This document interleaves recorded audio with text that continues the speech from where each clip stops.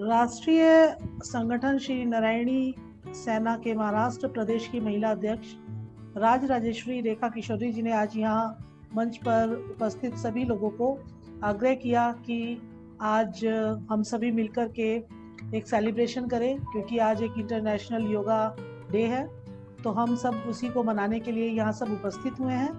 तो चूंकि ये इस संगठन की अध्यक्षा है, तो पहले एक शब्द दो शब्द ये बोलें और उसके बाद मंच पर जिसने भी बोलना है मैम, आप उनको सादर आमंत्रित करें मंच पर।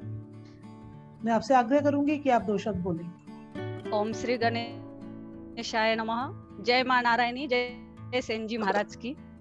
सर्व मंगल मांगल्ये शिवे सर्वार्थ साधिके शरण्ये त्र्यंबके गौरी नारायणी नमस्तुते।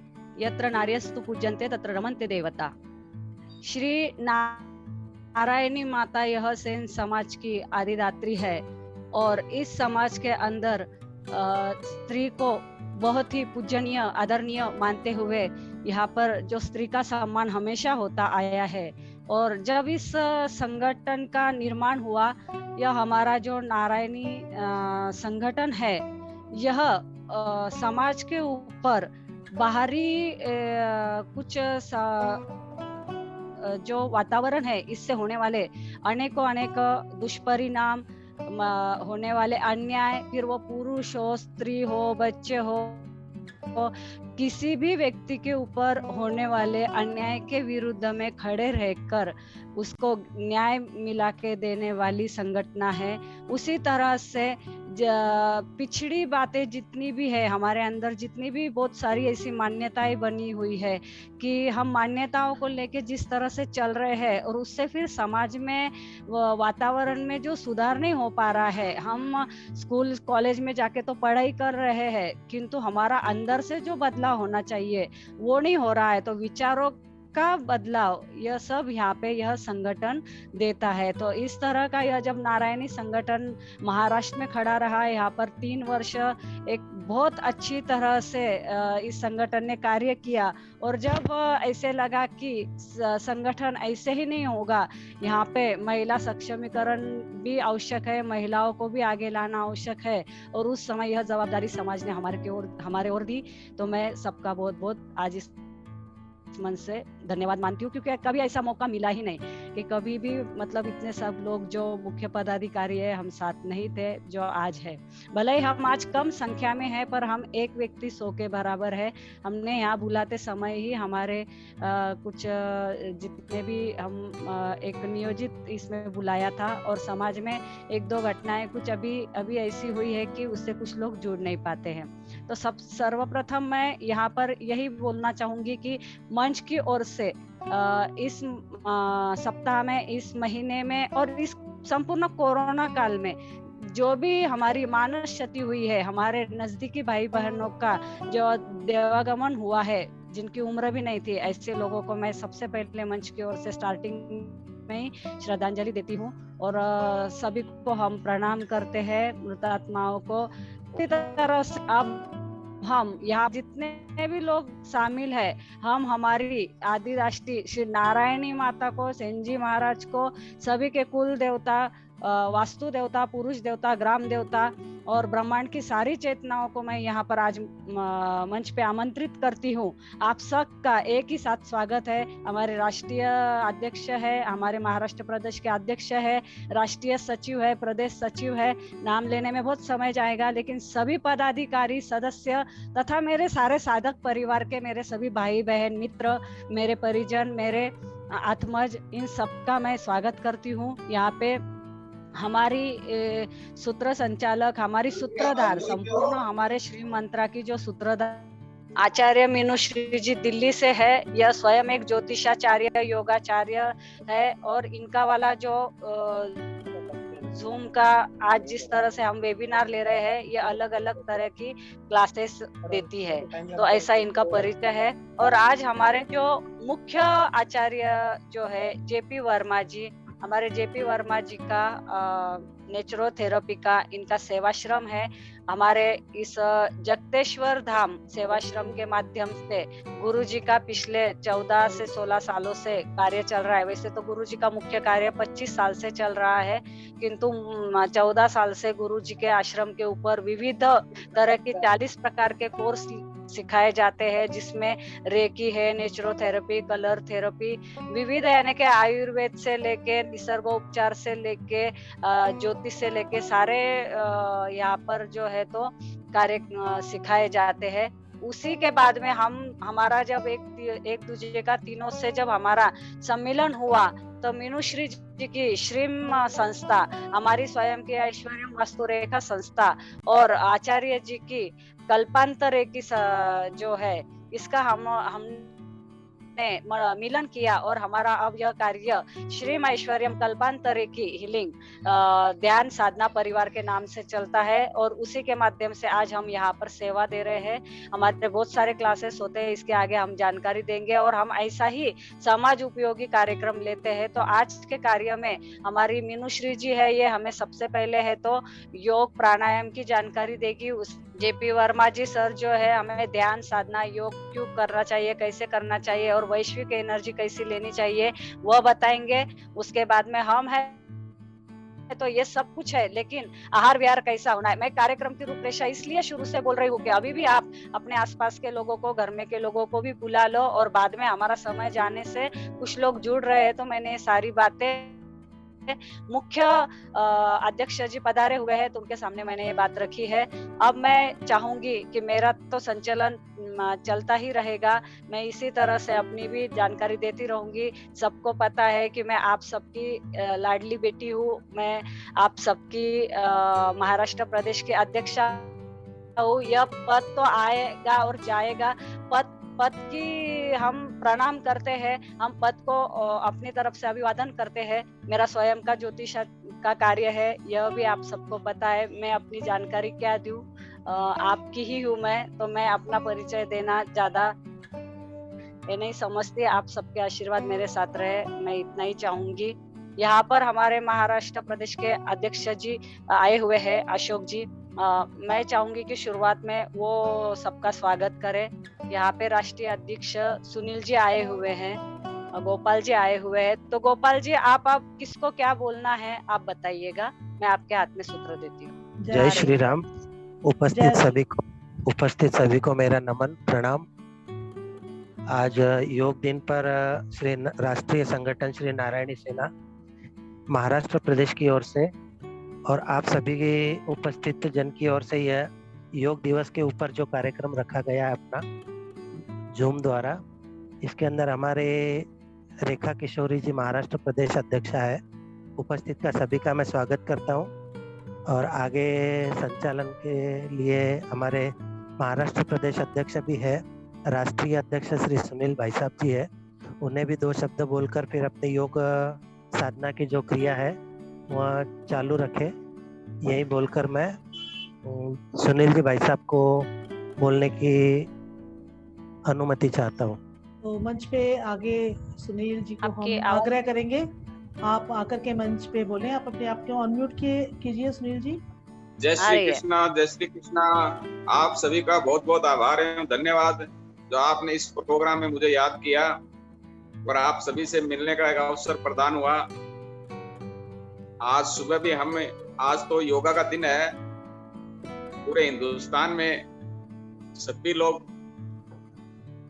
लोगों का ध्यान योगा पे ही है और योग है तो आदमी निरोग है। मतलब सबसे पहले निरोगी काया और फिर माया, वो कहावत है वो बिल्कुल सही है। तो हम सभी लोगों को योग करना चाहिए और हमारे सभी परिवार में और बच्चों को भी हमें ये शिक्षा देनी चाहिए कि सुबह जल्दी उठे और योग करें ताकि आपका मन भी स्वस्थ रहे और तन भी स्वस्थ रहे। आगे आप प्रोग्राम कैसे स्टार्ट करेंगे, फिर एक बार मेरा आप सभी को साधुवाद, आप लोगों ने मुझे याद किया, धन्यवाद। बहुत बहुत धन्यवाद सुनील जी आपका। अब मैं अशोक जी से विनती करूंगी, वो अपने 2 आशीर्वचन दीजिए, फिर हम प्रोग्राम को शुरुआत करते हैं।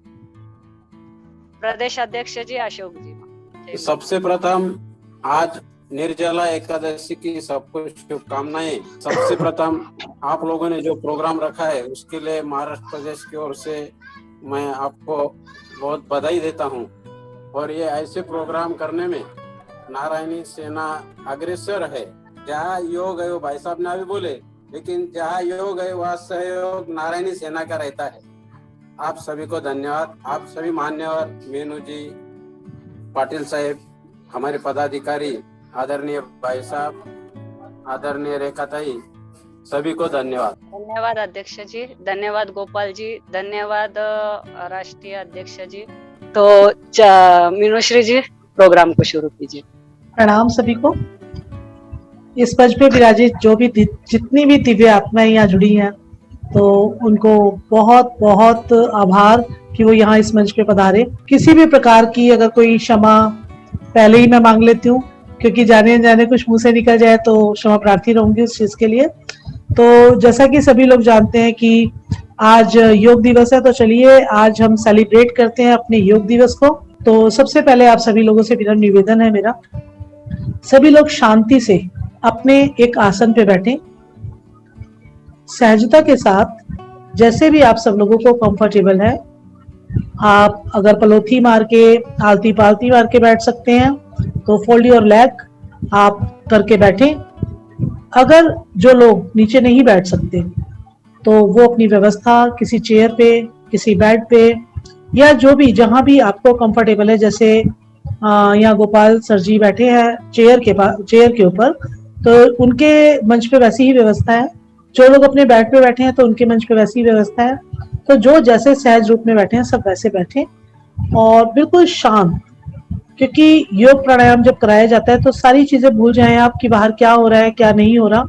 आप सब चीजों को बिल्कुल दिमाग से निकाल दीजिए। थोड़ी देर के लिए विचार आएंगे जाएंगे, अब आप भूल जाएं कि क्या हो रहा है। सब लोग अपनी आंखों को शांति से बंद करेंगे और अपने हाथों को किसी भी मुद्रा में लगा सकते हैं, लेकिन हम ध्यान मुद्रा में लगाने के लिए सिर्फ इसलिए बोलते हैं कि ध्यान मुद्रा में लगा के आप बहुत जल्दी कनेक्ट हो पाते हैं उस परमपिता परमात्मा से। तो कोई भी बीच में अपनी आंखों को नहीं खोलेगा। जिन भी लोगों ने स्पेक्स लगाए हैं, चश्मे लगाए हैं, वो सभी चश्मों को उतार के अपने एक साइड रखें और मन को एकदम एकाग्रचित 1-2 सेकंड में आप सभी लोग अपने आप को सेटल कीजिए, क्योंकि उसके बाद कोई भी हिलेगा डुलेगा नहीं।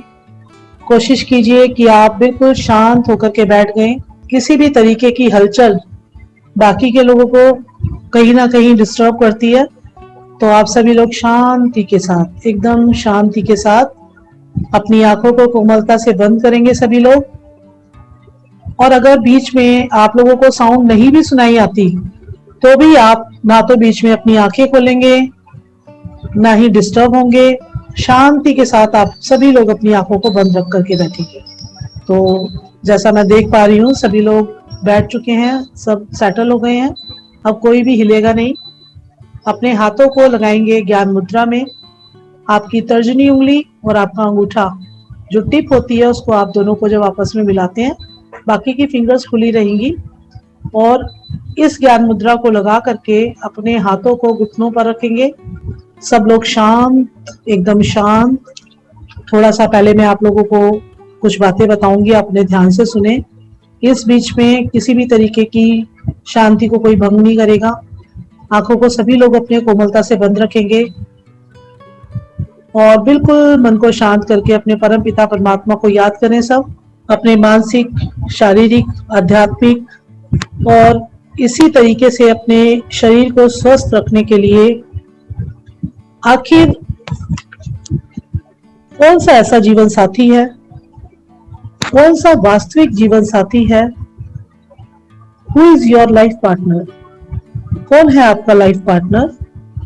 क्या आपकी माँ, क्या आपके पिताजी, आपकी पत्नी, आपके पति, बच्चे, दोस्त, इनमें से आपका वास्तविक जीवन साथी कौन है?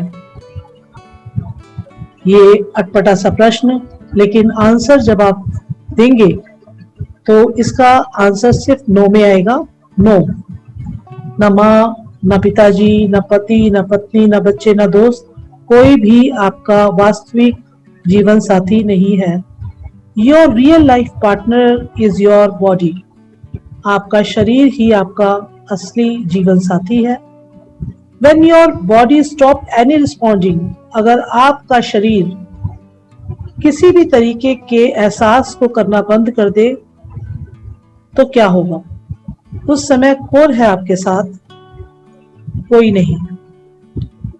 You and your body stay together from birth till death.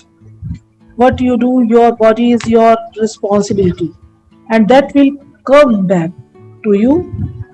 जिस प्रकार से हमारा शरीर जब तक उसमें प्राण वायु रहती है, वह शरीर ही है जो हमारा अंतिम छोर तक हमारा साथ देता है और हमारी रिस्पॉन्सिबिलिटी बन जाती है कि ये जो हमारा जीवन साथी है हम इसकी केयर करें। आप अपने शरीर की जब केयर करते हैं तो मोर your body will care for you. अगर आपने अपने शरीर की देखभाल की तो आपका शरीर भी आपकी बहुत अच्छे तरीके से देखभाल करेगा। कैसे आप अपने स्ट्रेस को दूर करें, कैसे आराम दें कि बॉडी अच्छे तरीके से रिस्पॉन्ड करती रहे। Always remember your body is the only permanent address where you live. यही वह एड्रेस है, आपका शरीर। यह आपका परमानेंट एड्रेस है जो हमेशा जब तक आपके शरीर में प्राण वायु रहती है वह रहता है। अगर वह नहीं तो कुछ भी नहीं। आपका शरीर ही आपकी जिम्मेदारी है। किस प्रकार से क्या लाभ हम अपने शरीर को दे पाएं, इसी प्रक्रिया को हम आगे बढ़ाएंगे कि जो हमारा ये शरीर है इसको हम विभिन्न प्रकार के तरीकों से स्वस्थ रख सकते हैं, जिसमें कि हमारे जितने भी बॉडी ऑर्गन्स होते हैं, हमारे शरीर के जितने भी तत्व या शरीर के अंग जितने भी होते हैं, यह सभी हमारे शरीर को ठीक प्रकार से सुचारू रूप में कार्य करने के लिए हमें सहयोग करते हैं। तो किस बॉडी पार्ट को हम ठीक रखें और हम क्या करें? तो प्राणायाम एक ऐसा माध्यम है जिससे हम बहुत गहरी सांसें लेके अपने शरीर में बहुत सारी ऑक्सीजन को अंदर ले जाते हैं और सबसे ज्यादा कार्य लंग्स इसको भलीभांति करता है। आज आप देख रहे हैं कोरोना टाइम में सबसे ज्यादा प्रॉब्लम लंग्स के फेलियर होने की ही आई। जब हम बहुत ऑक्सीजन को लेते हैं तो हमारा शरीर अच्छे प्रकार से ऑक्सीजन को सर्कुलेट कर पाता है और इसकी जिम्मेदारी बनती है हमारे लंग्स की। तो लंग्स अच्छे से कार्य करें तो हमें प्राणायाम करना चाहिए। सेकंड है मेडिटेशन, ध्यान साधना। आपके माइंड को रिलैक्स करने के लिए और बॉडी को सही ढंग से वर्कआउट करने के लिए यह सहयोगी होता है। मेडिटेशन आप सभी लोग जानते हैं, सब अपने तरीके से इस अभ्यास को करते रहते हैं और जब हम बहुत डिस्टर्ब होते हैं तो सिर्फ एक यही होता है कि साधना या ध्यान द्वारा हम अपने शरीर को रिलैक्स कर पाते हैं। तो इस रिलैक्सेशन के लिए माइंड हमारा सबसे ज्यादा कार्य करता है। तो इसके लिए भी हमें बहुत सारे ध्यान, योगासन और जिसके द्वारा हम अपने मस्तिष्क को शांत रख पाए, तो ऐसी बहुत सारी क्रियाएं होती हैं। अभी आपसे वो सब हम डिस्कस करेंगे। योगासन, शरीर को सुंदर और स्वस्थ बनाने के लिए हम विभिन्न प्रकार के योगासनों का इस्तेमाल करते हैं, जिसके द्वारा हम अपने शरीर को भी स्वस्थ रखते हैं और उसको आकर्षित बना के रखते हैं। अब जब हमारा दिल ही एक ऐसा है जो 24 घंटे हमारे लिए कार्य करता है, तो इसको हम कैसे स्वस्थ रखें? दिल को स्वस्थ रखने का सबसे अच्छा तरीका कि आप खूब खुश रहें। जो भी प्रॉब्लम्स हैं उनको बिल्कुल थोड़े टाइम के लिए बिल्कुल रिलैक्स कर दीजिए। कोई प्रॉब्लम नहीं, सब शांत, एकदम शांत। अब इस दिल को लेके कहीं घूमने निकलिए, सुबह की सैर कीजिए। सुबह की सैर 100 बीमारियों की एक रामबाण दवा है। आप इसे कीजिए।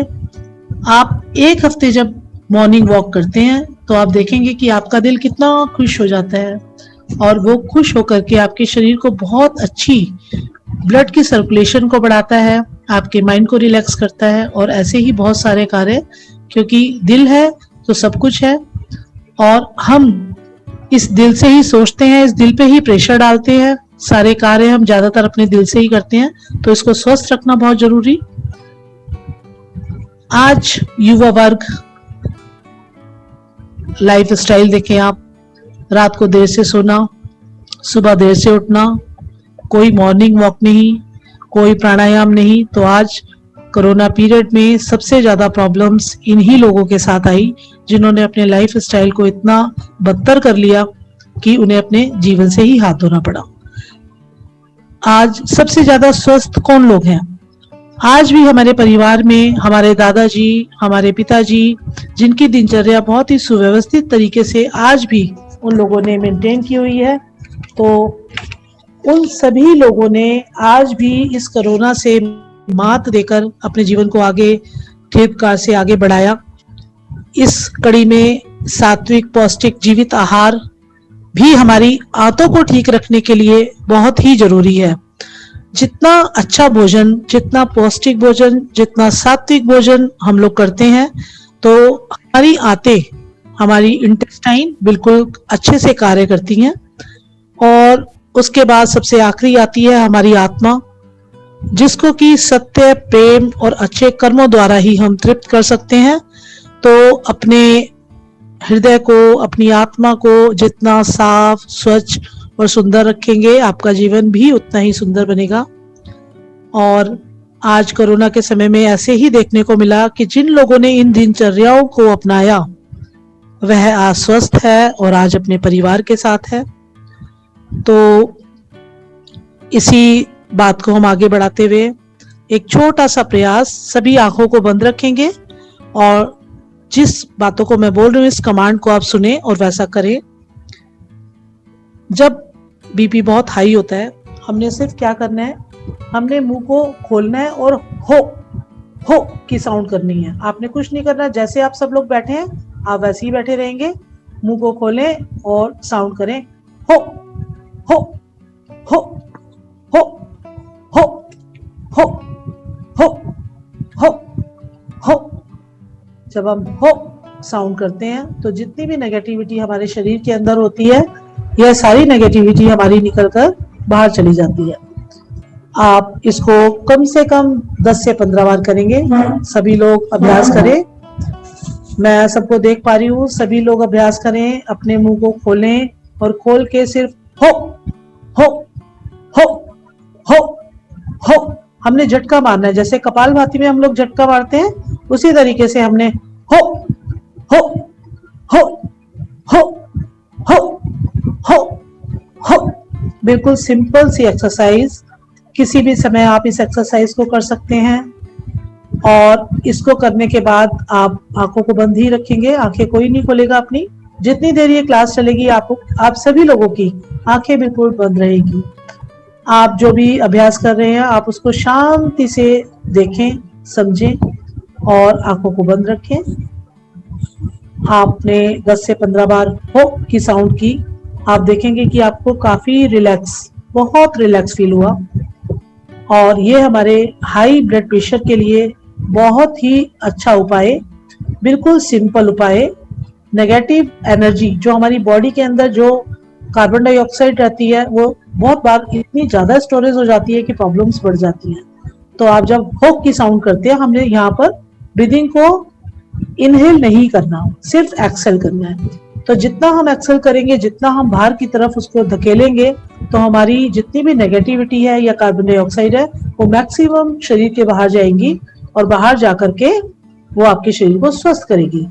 फिर एक बार हम 5 बार इसको करेंगे। सभी लोग अपने मुंह को खोलेंगे और साउंड करेंगे हो हो हो हो हो हो हो। चलिए आंखों को बंद ही रखेंगे सब लोग, बिल्कुल शांत, एकदम शांत होके बैठेंगे सभी लोग। एकदम शांत, आंखों को कोमलता से बंद रखें।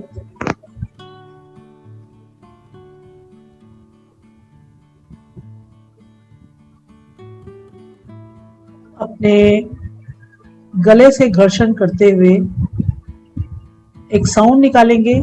जिन लोगों को समझ आए वह करें इसको। इस अभ्यास को करने से हमारी जो थायराइड ग्लैंड है वो एक्टिव होती है, गले से संबंधित जो भी प्रॉब्लम्स हैं, क्योंकि ये वह एक्सरसाइज है जी, भोजन का इस पर कोई इतना फर्क नहीं पड़ता। आप सभी लोग लंच टाइम कर चुके हैं, 2 घंटा बीत चुका होगा, तो हम इस अभ्यास को कर सकते हैं। जिस तरीके से कपोत उज्जयी बोलते हैं हम इस साउंड को, कपोत उज्जयी प्राणायाम। हम सिर्फ प्राणायाम की बात कर रहे हैं। तो कपोत उज्जयी, जैसे कबूतर आपने देखा होगा सभी लोगों के आसपास घर पर ऐसी एकांत जगह में बैठता है और बैठ करके वो एक साउंड निकालता है अपने गले से, और बार बार वो उसी साउंड को निकालता है। तो हमने अपने खींचना है अपने गले से साउंड को। देखिए मैं आपको करके दिखाती हूँ, उसके बाद फिर आप सभी लोग करेंगे।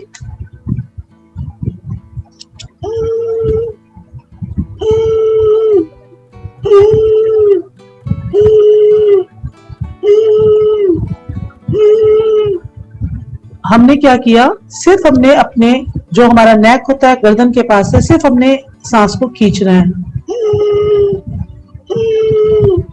अब इस साउंड को हम लंबा भी खींच सकते हैं। हाँ जी,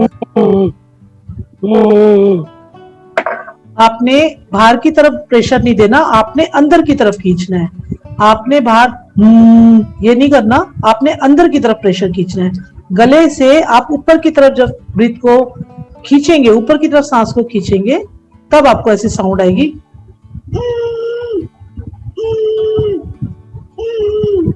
इस साउंड को जैसे कबूतर बैठ के करता है वही है, इसको हम कपोत उज्जयी प्राणायाम कहते हैं।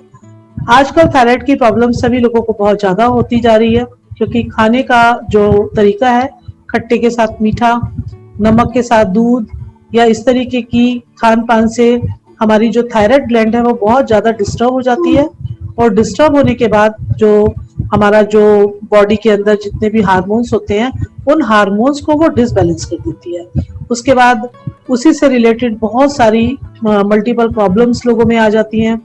हार्मोन्स जब डिस्टर्ब होते हैं तो आपको पता ही है कि बहुत ज्यादा मोटा हो जाना, या बहुत ज्यादा पतला हो जाना, या ऐसी बहुत सारी और भी समस्याएं हैं जो हो जाती हैं।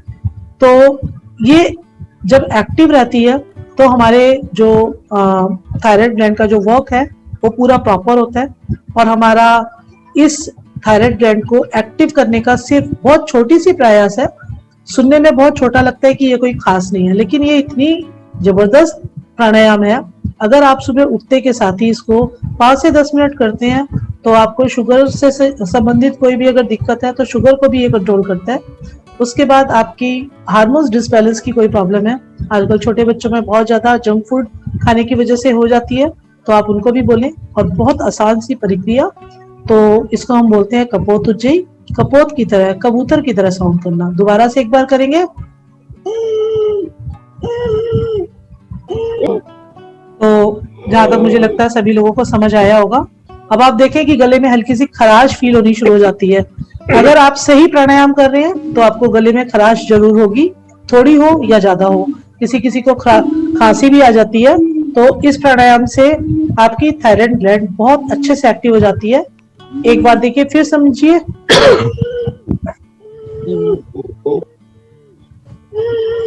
अब हाथों को घर्षण करेंगे, हाथों को रगड़िए और अपने गले पे हल्की सी मसाज करें। इस ऊर्जा को अपनी थायराइड ग्लैंड पे लगाएंगे। सभी लोगों को अच्छे से समझ आया होगा। तो प्राणायाम तो बहुत सारे हैं, लेकिन आज के बताए गए अगर 2 प्राणायाम भी अगर आप करते हैं तो इससे आपको बहुत लाभ मिलेगा। और अब आगे की जो क्रिया है, मैं इसमें थोड़ा सा आप लोगों को और बताना चाहूंगी कि आज हम वैदिक छुमंतर स्विच वर्ड्स, इंग्लिश में स्विच वर्ड सुनते ही सब लोगों को बहुत अच्छे से समझ आता है, लेकिन आज हम वैदिक छुमंतर शब्दों का इस्तेमाल करते हैं, जो मानव ऊर्जा क्षेत्र पर सकारात्मक प्रभाव बनाते हुए यह शब्द भ्रम के तरीके से कार्य करते हैं। और ये इतनी तेजी से गतिमान हो जाते हैं कि बार बार इनकी जब आवृत्ति की जाती है तो हमारे किए गए संकल्प और हमारी कल्पना आप देखते हैं कि बहुत जल्दी पूर्ण होते हुए हमें नजर आती है। तो सबसे पहले यहाँ पर हम एक स्विच वर्ड की बात करेंगे और उसको आप मेरे साथ उच्चारण करेंगे 3 बार। सभी की आंखें बंद रहेंगी कोमलता के साथ, हाथ आपके जैसे सुबह अभी बताया आप लोगों को, हाथ आपके ज्ञान मुद्रा में, और ज्ञान मुद्रा में लगाए लगाए आप एक स्विच वर्ड ओम का उच्चारण करेंगे। तो ये हमारा स्विच वर्ड ऐसा स्विच वर्ड है कि इससे बेहतर कोई स्विच वर्ड नहीं है। आज जो हम ओम का उच्चारण करेंगे उसमें जो आवृत्ति रहेगी उसमें ओ की साउंड कम रहेगी और म की साउंड ज्यादा रहेगी।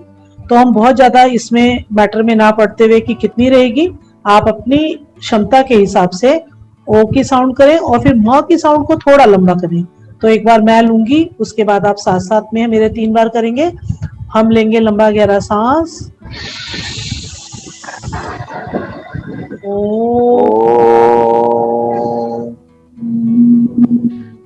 शांति।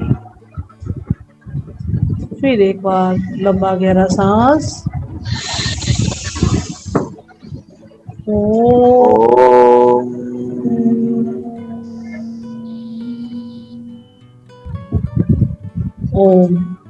ओम हमारा सूर्य मंत्र भी है और ओम में सारी ही ऊर्जा समाहित है।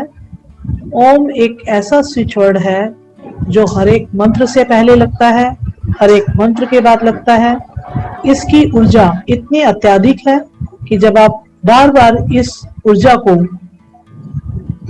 अपने स्वर के द्वारा अपनी आत्मा में फील करते हैं तो आप देखेंगे कि ओम का एक घेरा आपके पूरा चारों तरफ पॉजिटिव वाइब्स की तरह घूमता है और आपका ऑरा दिन प्रतिदिन बढ़ता जाता है।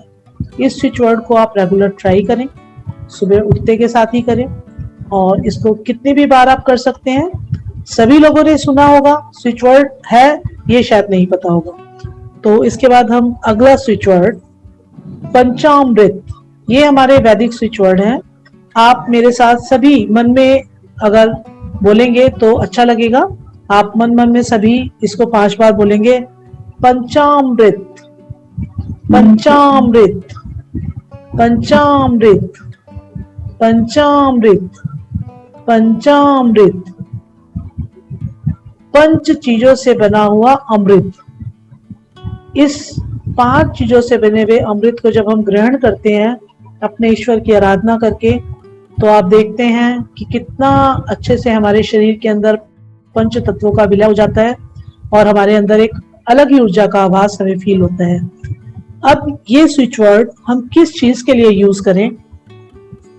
जिन लोगों को इस समय पर किसी भी तरीके की बीमारी अगर प्रॉब्लम कर रही है, दवाइयां उसको इफेक्ट नहीं कर रही हैं और शरीर बहुत क्षीण हो गया है, तो ऐसी ही बीमारियों से प्रोटेक्शन के लिए, दवाइयों के इफेक्ट को बढ़ाने के लिए, अपने जीवन को स्वस्थ करने के लिए और फूड पॉइजनिंग के लिए यह स्विच वर्ड बहुत काम करता है।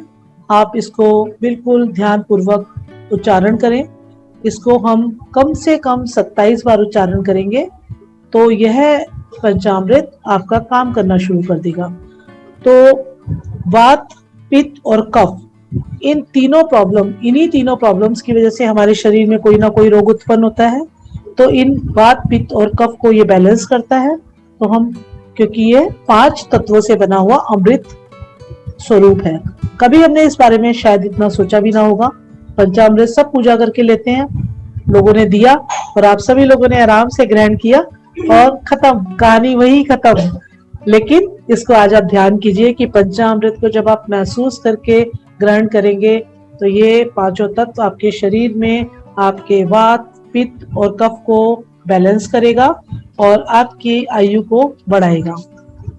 इसके बाद एक और, ये सब आप नोट डाउन कर लीजिए। इसके बाद जो स्विच वर्ड है वो है सप्त चिरंजीवी। सप्त चिरंजीवी, आखिर क्या है ये सप्त चिरंजीवी? सप्त चिरंजीवी, आप इसको 5 बार अंदर चैंट करें, सप्त चिरंजीवी, सप्त चिरंजीवी, सप्त चिरंजीवी, सप्त चिरंजीवी, सप्त चिरंजीवी। सप्त यानी कि 7, चिरंजीव यानी कि हमेशा जीवित रहने वाला। ये ऐसे 7 संत हैं जिनको आशीर्वाद प्राप्त है हमेशा जीवित रहने का, इनको दीर्घायु का वरदान प्राप्त है। तो जब हम सप्त चिरंजीवी का बार बार चैंट करते हैं, कोई भी छुमंतर शब्द को हम कम से कम 27 बार चैंट करेंगे। 27 बार चैंट करने के बाद वो एक्टिव होना शुरू हो जाता है। जिन भी लोगों को अपनी दीर्घायु चाहिए और स्वस्थ शरीर चाहिए, निरोगी काया चाहिए, किसी प्रकार के नशे से अगर ग्रसित हैं, कोई नशा कोई व्यक्ति करता है, तो आप उसको ये सप्त चिरंजीवी स्विच वर्ड दे सकते हैं। और आपकी इम्यूनिटी सिस्टम को स्ट्रॉन्ग करने के लिए, आपके विल पावर को स्ट्रॉन्ग करने के लिए यह छू मंत्र शब्द बहुत कारगर है। इसको चैंट करेंगे और इसको आप किसी भी ऐसे व्यक्ति को दे करके देखें। और मैं बिल्कुल नहीं बोलूंगी कि आप ट्राई करें। आप जब विश्वास के साथ किसी को इस तरीके की उपाय या कोई भी ऐसा शब्द, जैसे हम बोलते हैं कि जाओ तुम बहुत खुश रहो, ऐसे बड़े किसी भी व्यक्ति का दिया गया आशीर्वाद, किसी संत का दिया गया आशीर्वाद हमेशा कारगर होता है। तो इसी तरीके से ये जो हमारे छू मंत्र शब्द हैं ये पूरे काम करते हैं। आप विश्वास के साथ करेंगे और किसी को देंगे तो ये 101% काम करना शुरू करते हैं। लेकिन निश्चित समय और डेली इसको कितने दिन करना है, कम से कम मिनिमम आप इसको 21 दिन तक करेंगे, 3 टाइम्स करेंगे। और कम से कम एक बार में जो चैंटिंग होती है वो 27 टाइम्स होती है, 27 बार। और अगर आप ज्यादा करना चाहते हैं तो 45 टाइम्स, 45 बार। और अगर आप और ज्यादा करना चाहते हैं तो इसको हम 54 टाइम्स कर सकते हैं, 108 टाइम कर सकते हैं, 108 बार कर सकते हैं। और करते करते अभ्यास में आप इसको निरंतर भी कर सकते हैं। तो आप देखेंगे कि जिस भी काम के हेतु आपने ये स्विच वर्ड करना शुरू किया तो ये आपका बहुत जल्दी, ये आपकी अपनी विल पावर के ऊपर है कि आप किसी भी काम को कितना जल्दी करना चाहते हैं। तो जितनी बार आप चैंट करेंगे, जितनी जल्दी करेंगे, जितना ज्यादा करेंगे, तो आपका काम उतनी जल्दी एक्टिव होने लगेगा। इसके बाद एक नेक्स्ट स्विच वर्ड आता है अश्विनी कुमार। आखिर कौन है अश्विनी कुमार, हम इस पे बात करते हैं। पहले हम 5 बार इसको चैंट करेंगे। अश्विनी कुमार, अश्विनी कुमार, अश्विनी कुमार, अश्विनी कुमार, अश्विनी कुमार, अश्विनी कुमार सूर्यपुत्र। और ये आयुर्वेद के देवता और वैद्य भी बोल सकते हैं। ये आयुर्वेद में जहां भी नाम आता है तो हमारे अश्विनी कुमार का नाम जरूर आता है, क्योंकि यह देवताओं में भी वैद्य हैं। और ये रोग निवृत्ति को और दवा, कई लोगों को क्या होता है मेडिसिन ही नहीं लगती, वो कोई भी कारण हो सकता है नहीं लगने का। लेकिन जब आप ये अश्विनी कुमार की चैंटिंग करेंगे तो आप देखेंगे जिन लोगों को मेडिसिन किसी भी बीमारी की दी जा रही है और वो काम नहीं कर रही उसके ऊपर, तो आप इसको चैंट करें। आप उसको चैंट करने के बाद देखेंगे कि वो मेडिसिन उसको लगना शुरू हो जाएगी। इसके बाद नेक्स्ट इसका एक स्विच वर्ड और मैं देना चाहूंगी, पवन देव। पवन देव, आखिर कौन है पवन देव, तो आप सभी लोग जानते भी हैं पवन देव को, हनुमान जी के पिता भी बोल सकते हैं। और पवन देव जो वायु है, हम उन्हीं को पवन देव बोलते हैं। तो 5 बार चैंट करेंगे, पवन देव, पवन देव, पवन देव, पवन देव, पवन देव, पवन देव। पवन यानी कि वायु, आपके वात जनित सभी प्रकार के रोगों से निवृत्ति के लिए, अपनी कम्युनिकेशन स्किल्स को बढ़ाने के लिए, पवन यानी कि हवा के तरीके से आप अपने आप को, अपने कम्युनिकेशन को कितना फैलाव कर सकते हैं, पवन देव के चैंटिंग से आप कर सकते हैं। आप पवन देव के चैंटिंग वर्ड से टेलीपैथी भी कर सकते हैं। लेकिन विश्वास के साथ आप जब इसको बार बार करते हैं तो आप देखेंगे कि ये पूरे तरीके से काम करना शुरू कर देता है। तो इन्हीं शब्दों के साथ मैं आपको 2 स्विच वर्ड्स भी बताना चाहूंगी। आजकल किसी भी तरीके के पेन को रिड्यूस करने के लिए, किसी भी पेन को रिड्यूस करने के लिए, चाहे वो शारीरिक है, चाहे वो मानसिक है, आत्मिक है, आध्यात्मिक, किसी भी, कभी भी हम कोई चीज जब जरूरत से ज्यादा कर लेते हैं तो वो हमें चीज पेन देने लगती है, यानी कि स्ट्रेस देने लगती है। स्ट्रेस से हमारी बॉडी पार्ट्स में दर्द शुरू हो जाता है। तो इन दर्दों को दूर करने के लिए हम एक स्विच वर्ड यूज करते हैं 174। 174 174 174 174 174। ये स्विच वर्ड आपके पेन को रिड्यूस करेगा। अगर जो भी लोग आप यहाँ पर कर रहे हैं तो आप इसको फील कीजिए कि आपका जो दर्द है वो रिलीज हो रहा है, रिलीज हो रहा है और रिलीज हो गया। स्विच वर्ड की चैंटिंग के साथ आप यही सोचेंगे कि ये हमारा पेन बिल्कुल रिड्यूस, गायब, यहाँ कोई दर्द था ही नहीं, ऐसा हम सोचेंगे। इसके बाद हमारी बॉडी का जो डीएनए सिस्टम है, इसको रिपेयर करने के लिए मैं एक स्विच वर्ड आपको दे रही हूँ। मैजिकल स्विच वर्ड है और ये ऐसा मैजिकल स्विच वर्ड है कि आप जब इसको करते हैं तो ये आपको जो भी डीएनए प्रॉब्लम, आपके बॉडी के अंदर किसी भी तरीके की दिक्कत है तो आप इसको रिपेयर कर सकते हैं। तो स्विच वर्ड है 528 528, लेकिन हमने इसको 528 नहीं बोलना, क्या बोलना है? 528 528 528 528 528 528। अब इसको हमने 27 टाइम्स मिनिमम हमने इसको चैंट करना है। चैंट यानी कि जिस तरीके से हम मंत्र जाप करते हैं, आप बैठें शांति से। और ये मैजिकल स्विच वर्ड मैं सबको बोलूंगी कि सुबह उठते के साथ ही आप सिर्फ 5 मिनट के लिए शांति से सब लोग बैठ जाएं और अपने हाथों को ज्ञान मुद्रा में लगाएं। आप यहाँ पर सूर्य मुद्रा भी लगा सकते हैं। तो मैं टाइम ज्यादा नहीं लूंगी, टाइम ज्यादा हो गया, लेकिन इस स्विच वर्ड को मैं आपको एहसास कराना चाहूंगी। आप सभी लोग एक सूर्य मुद्रा यानी कि आपकी जो अनामिका फिंगर है, इसको आप अपने अंगूठे के उस पे लगाएंगे, बिल्कुल एंड पे। मैं आपको लगा के दिखा देती हूँ। हमारी अनामिका रिंग फिंगर जो होती है, रिंग फिंगर को हमने अपने अंगूठे के टिप पे इस तरीके से लगाया और अंगूठे को इस पे ऐसे फोल्ड कर दिया। दोनों हम अपने दोनों हाथ अपने, ये देखिए, ये ध्यान मुद्रा में बैठिए। ये हमारी रिंग फिंगर होती है। ये देखिए, आप लोगों को दिख रही है रिंग फिंगर? ठीक है।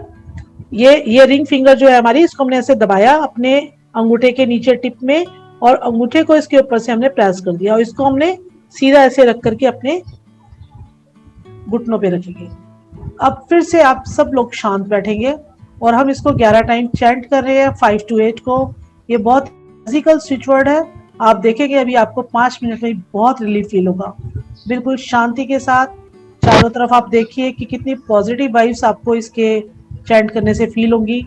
तो हम सभी अपने अपने, आप सबके आपके म्यूट पे हैं आप सब लोग, लेकिन आप जहां भी बैठे हैं आप इनको वहीं से तेज आवाज में भी बोल सकते हैं, मन के अंदर भी बोल सकते हैं। तो मैं इसको 11 टाइम्स करूंगी, आप सभी करें। 528 528 528 528 528 528 528 528 528 528। शाम।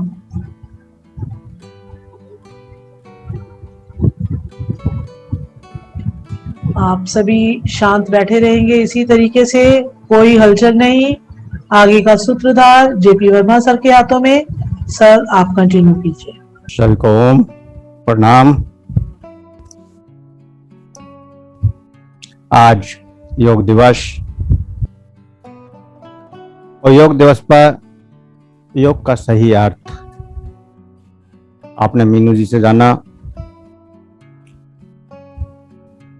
योग सही में है क्या? योग को अगर हम देखें तो अब ज्यादातर हम केवल एक्सरसाइज कर रहे हैं। कोई आसन कर लिया और हम समझते हैं कि हमने योग कर लिया, या हमने कोई प्राणायाम कर लिया तो हम समझते हैं कि हमने योग कर लिया। लेकिन केवल प्राणायाम या किसी आसन का नाम योग नहीं है। महर्षि पतंजलि ने योग में 8 अंग बताए, जिसमें यम, नियम, आसन, प्राणायाम, प्रत्याहार, ध्यान, धारणा, समाधि। तो धीरे धीरे हम 8 अंगों को पालन करते हुए जब आगे बढ़ते हैं तब योग होता है। लेकिन इन 8 अंगों का पालन करना एक आम गृहस्थ के बस की बात नहीं होती। परिवार में रहने वाले व्यक्ति के लिए इसे सहज सुलभ बनाया गया और स्वामी रामदेव जी ने इसको इतना सुलभ बनाया कि सीधे आप प्राणायाम करें, एक आसन करें और अपने रोगों को खत्म कर दें। अगर मैं आपसे 15 साल 10 साल पहले की बात करूं, जब रामदेव जी का इतना प्रसार नहीं था या शुरुआत भी नहीं थी, उस वक्त कितने लोग योग प्राणायाम करते थे? शायद बहुत कम। जब भी अगर किसी से कहा जाता था कि आप योग कर रहे हैं, प्राणायाम करें, तो सभी के मन में एक ख्याल आता था कि योग प्राणायाम तो संत महात्माओं की चीज है, ये एक आम आदमी के लिए है ही नहीं। और हम कोई संत महात्मा नहीं है, हमें कोई साधु संत नहीं बनना, इसलिए हमें इसकी जरूरत नहीं है। तो इस प्रकार हम उसको नकार देते थे। उसी बात को स्वामी रामदेव जी ने स्वास्थ्य के साथ जोड़ दिया।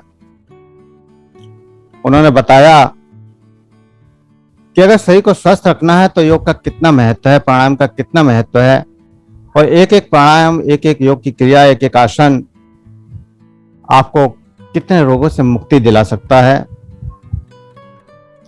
बहुत सारी रिसर्च करी और लोगों के सामने परिणाम प्रस्तुत करे, और जितना कुछ किया उन्होंने प्रैक्टिकल करके भी दिखाया। विज्ञान की कसौटी पर योग, उनकी पुस्तक शायद आप लोगों ने, कुछ लोगों ने पढ़ी भी होगी। उसमें उन्होंने अपनी सारी रिपोर्ट कि कब किस ग्रुप में कितने लोगों को क्या प्रॉब्लम थी, और उसके बाद जब ग्रुप मतलब 10 दिन का जैसे बैच बनाया तो 10 दिन बाद उनमें क्या परिवर्तन आए, वो सारी रिपोर्ट उसमें उन्होंने मेंशन की हुई है। तो उसके बाद फिर उन्होंने एक मुहिम चलाई कि घर घर तक योग पहुंचे। इसके लिए बहुत सारे योग टीचर बनाए, हर जिले में योग ट्रेनिंग दी, और हर जगह योग की शुरुआत हो गई। आज हर पार्क में, हर घर में अगर योग हो रहा है तो इसका श्रेय स्वामी रामदेव जी को जरूर जाता है कि उन्होंने घर घर तक योग को पहुंचा दिया। लेकिन हम केवल प्राणायाम और आसन तक ही रुक गए, योग के सही मर्म को नहीं समझ पाए। आपने देखा कि मीनू जी ने शुरू में ही आपको शांत होने के लिए बोल दिया कि आप शांत हो जाएं, स्थिर हो जाएं, सहज हो जाएं। जब तक आप सहज नहीं होते, स्थिर नहीं होते, तब तक आपके मन में चंचलता बनी रहती है, और चंचल मन से योग नहीं हो सकता। हो सकता है फिजिकल स्तर पर कुछ लाभ मिल जाए, शरीर में थोड़ी लचक बढ़ जाए, लेकिन आप कहें कि आपके शरीर के रोग खत्म हो जाएं, तो ऐसा नहीं हो पाता। मेरे पास बहुत सारे ऐसे साधक आते हैं जो वर्षों से योग कर रहे होते हैं, लेकिन उनकी बीमारी खत्म नहीं हो रही होती। फिर वो कहते हैं कि सब कहते हैं कि इससे डायबिटीज खत्म हो जाती है, इससे बीपी कंट्रोल हो जाता है, लेकिन मेरा क्यों नहीं हो रहा? जब मैं रोजाना 1 घंटे योग कर रहा हूं, फिर भी मेरे लिए लाभ नहीं मिल रहा। तो उसका बहुत बड़ा कारण है कि हम केवल शरीर से योग कर रहे होते हैं, मन से नहीं। जब तक आपका शरीर, मन, आपकी चेतना तीनों एक साथ स्थिर ना हो, तीनों एक साथ ना जुड़े, तब तक वो योग नहीं होता। आप प्राणायाम कर रहे हैं, गहरी सांस ले रहे हैं, निकाल रहे हैं, और आप सोचते हैं कि हो सकता है कि मेरी बीपी कंट्रोल हो जाएगी, और उसको भी 2 मिनट या 3 मिनट से ज्यादा 5 मिनट आप करते हैं। क्योंकि ज्यादातर सभी पार्कों में या सभी जगह जो योग की क्लास चलती हैं वो एक कॉमन क्लासें होती हैं। किसी एक पर्टिकुलर प्रॉब्लम को लेकर या किसी एक बीमारी को लेकर वहां कुछ नहीं किया जा रहा है। अगर हम किसी एक बीमारी को लेकर करें और उसके मर्म को समझें कि इसमें कौन सा प्राणायाम कितनी देर करना है, कौन सी एक्सरसाइज कितनी बार करनी है और कैसे करनी है, तो सहज में आप उस प्रॉब्लम को ठीक कर सकते हैं। और शरीर की क्या, मन की क्या और आत्मा की क्या, शारीरिक, मानसिक और आत्मिक सभी रोगों को आप इस योग के द्वारा खत्म कर सकते हैं। जहां योग वहां निरोग, अच्छा नारा है। लेकिन योग जब आप शरीर के साथ मन को जोड़ें, जैसे सब कुछ शांत मीनू जी ने किया, सबको शांति दी, स्थिरता दी, उसके बाद कुछ श्वासों की क्रियाएं कराई, कुछ प्राणायाम भी कराए, कुछ स्विच वर्ड भी कराए। उस समय आप पूरी तरह से स्थिर थे और जब स्थिर होकर कोई कार्य करेंगे तो आपके शरीर पर उसका प्रभाव कई गुना ज्यादा बढ़ जाता है, या यूं कहें कि हजारों गुना ज्यादा बढ़ जाता है। जब आप कोई क्रिया कर रहे हैं तो उस क्रिया के साथ मन को जोड़ दें, अपनी चेतना को जोड़ दें। अब मन को कैसे जोड़ें? मान लीजिए आप गहरा श्वास ले रहे हैं, तो श्वास लेते हुए उस श्वास के साथ अपनी चेतना को अंदर ले जाएं। जैसे जैसे श्वास अंदर जा रहा है वैसे वैसे आपकी चेतना, आपका मन श्वास के साथ अंदर जा रहा है, और जैसे जैसे श्वास बाहर आ रहा है तो वैसे ही आपके मन भी श्वास के साथ बाहर आ रहा है। अब यहाँ पर 3 क्रियाएं घटेंगी। पहली क्रिया, आपके शारीरिक रूप में जो कार्बन डाइऑक्साइड या जो अशुद्धिकरण है या जो टॉक्सिन है वो श्वास के साथ बाहर निकलेंगे। दूसरा, आपका मन उससे जुड़ा होगा, तो आप उसको देख पाएंगे कि किस मात्रा में श्वास अंदर जा रहा है, किस मात्रा में श्वास बाहर निकल रहा है, कितनी हमें ऑक्सीजन अंदर लेनी है, कितनी हमें कार्बन डाइऑक्साइड बाहर निकालनी है। साथ ही साथ जब आप श्वास के साथ अंदर जाएंगे तो ये भी फील करेंगे कि श्वास अगर नासिका से हमने इस पर अंदर लेना शुरू किया है तो नासिका में उसकी संवेदनाएं क्या हुई, नासिका के बाद उसके अंदर जाने पर गले में उसकी संवेदनाएं क्या हुई, और गले से फिर जब लंग्स में पहुंची तो उसकी संवेदनाएं क्या हुई, और साथ ही साथ शरीर, पूरे शरीर में उस श्वास के साथ क्या क्या बदलाव आए। ये आपकी चेतना का काम है। जो आप श्वास की क्रिया शरीर से कर रहे हैं, मन उसके साथ जुड़ा हुआ है, श्वास को देख रहा है, तो आपकी चेतना वो अनुभव कर रही है कि इन दोनों क्रियाओं से आपके शरीर में क्या क्या संवेदनाएं आ रही हैं, क्या क्या तरंगें पैदा हो रही हैं। और जब आप उसको देखेंगे तो उन तरंगों के बढ़ने से, क्योंकि हम जिस ओर भी ध्यान लगाते हैं उस ओर ऑटोमेटिक वो संवेदनाएं, वो तरंगें बढ़नी शुरू हो जाती हैं, और जैसे ही तरंग बढ़ती हैं वो आपके शरीर को एक एनर्जी क्रिएट कर देती हैं, एक एनर्जी जिसको हम कॉस्मिक एनर्जी कहते हैं या रेकी ऊर्जा कहते हैं। वो एनर्जी आपके अंदर क्रिएट होनी शुरू हो जाती है, जागृत होनी शुरू हो जाती है, और उस एनर्जी से फिर वो ऑर्गन्स जहाँ वो एनर्जी जा रही है या उस ऑर्गन से संबंधित बीमारियां वो ठीक होने लगती हैं। तो जैसे रेकी की काफी चर्चा होती है, रेकी के बारे में आपने काफी सुना भी है। तो रेकी में हम तीनों चीजों को जोड़कर चलते हैं। शरीर, मन, आत्मा, जब तीनों चीजें एक साथ उस एनर्जी पर ध्यान लगाती हैं तो वो एनर्जी आपके अंदर प्रवेश होने लगती है, और फिर आप उस एनर्जी का प्रयोग शरीर के विभिन्न अंगों पर या रोग के अनुसार विभिन्न पार्ट्सों पर करते हैं, और वो रोग खत्म होने लगता है। लेकिन रेकी केवल वहीं तक सीमित नहीं है कि हम शारीरिक स्तर पर जो हमारे सामने रोग हैं उन्हीं को ठीक करें। बहुत सारी बीमारियां जो आने वाली हैं, हमको पता भी नहीं होता कि आज से 6 महीने बाद या 1 साल बाद आपके शरीर में क्या रोग आने वाला है। आपके शरीर में जो रोग आया हुआ है वो कोई एक दिन का रोग नहीं है। हो सकता है उसे पैदा होने में, उसे आपके शरीर तक आने में 20 साल लग गए हों, 30 साल लग गए हों, या कुछ महीने लगे हों।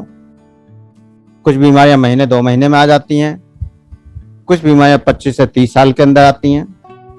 जैसा हाई बीपी को ही ले लें। एक नॉर्मल हाई बीपी की शुरुआत कम से कम 15 से 20 साल के बाद होती है।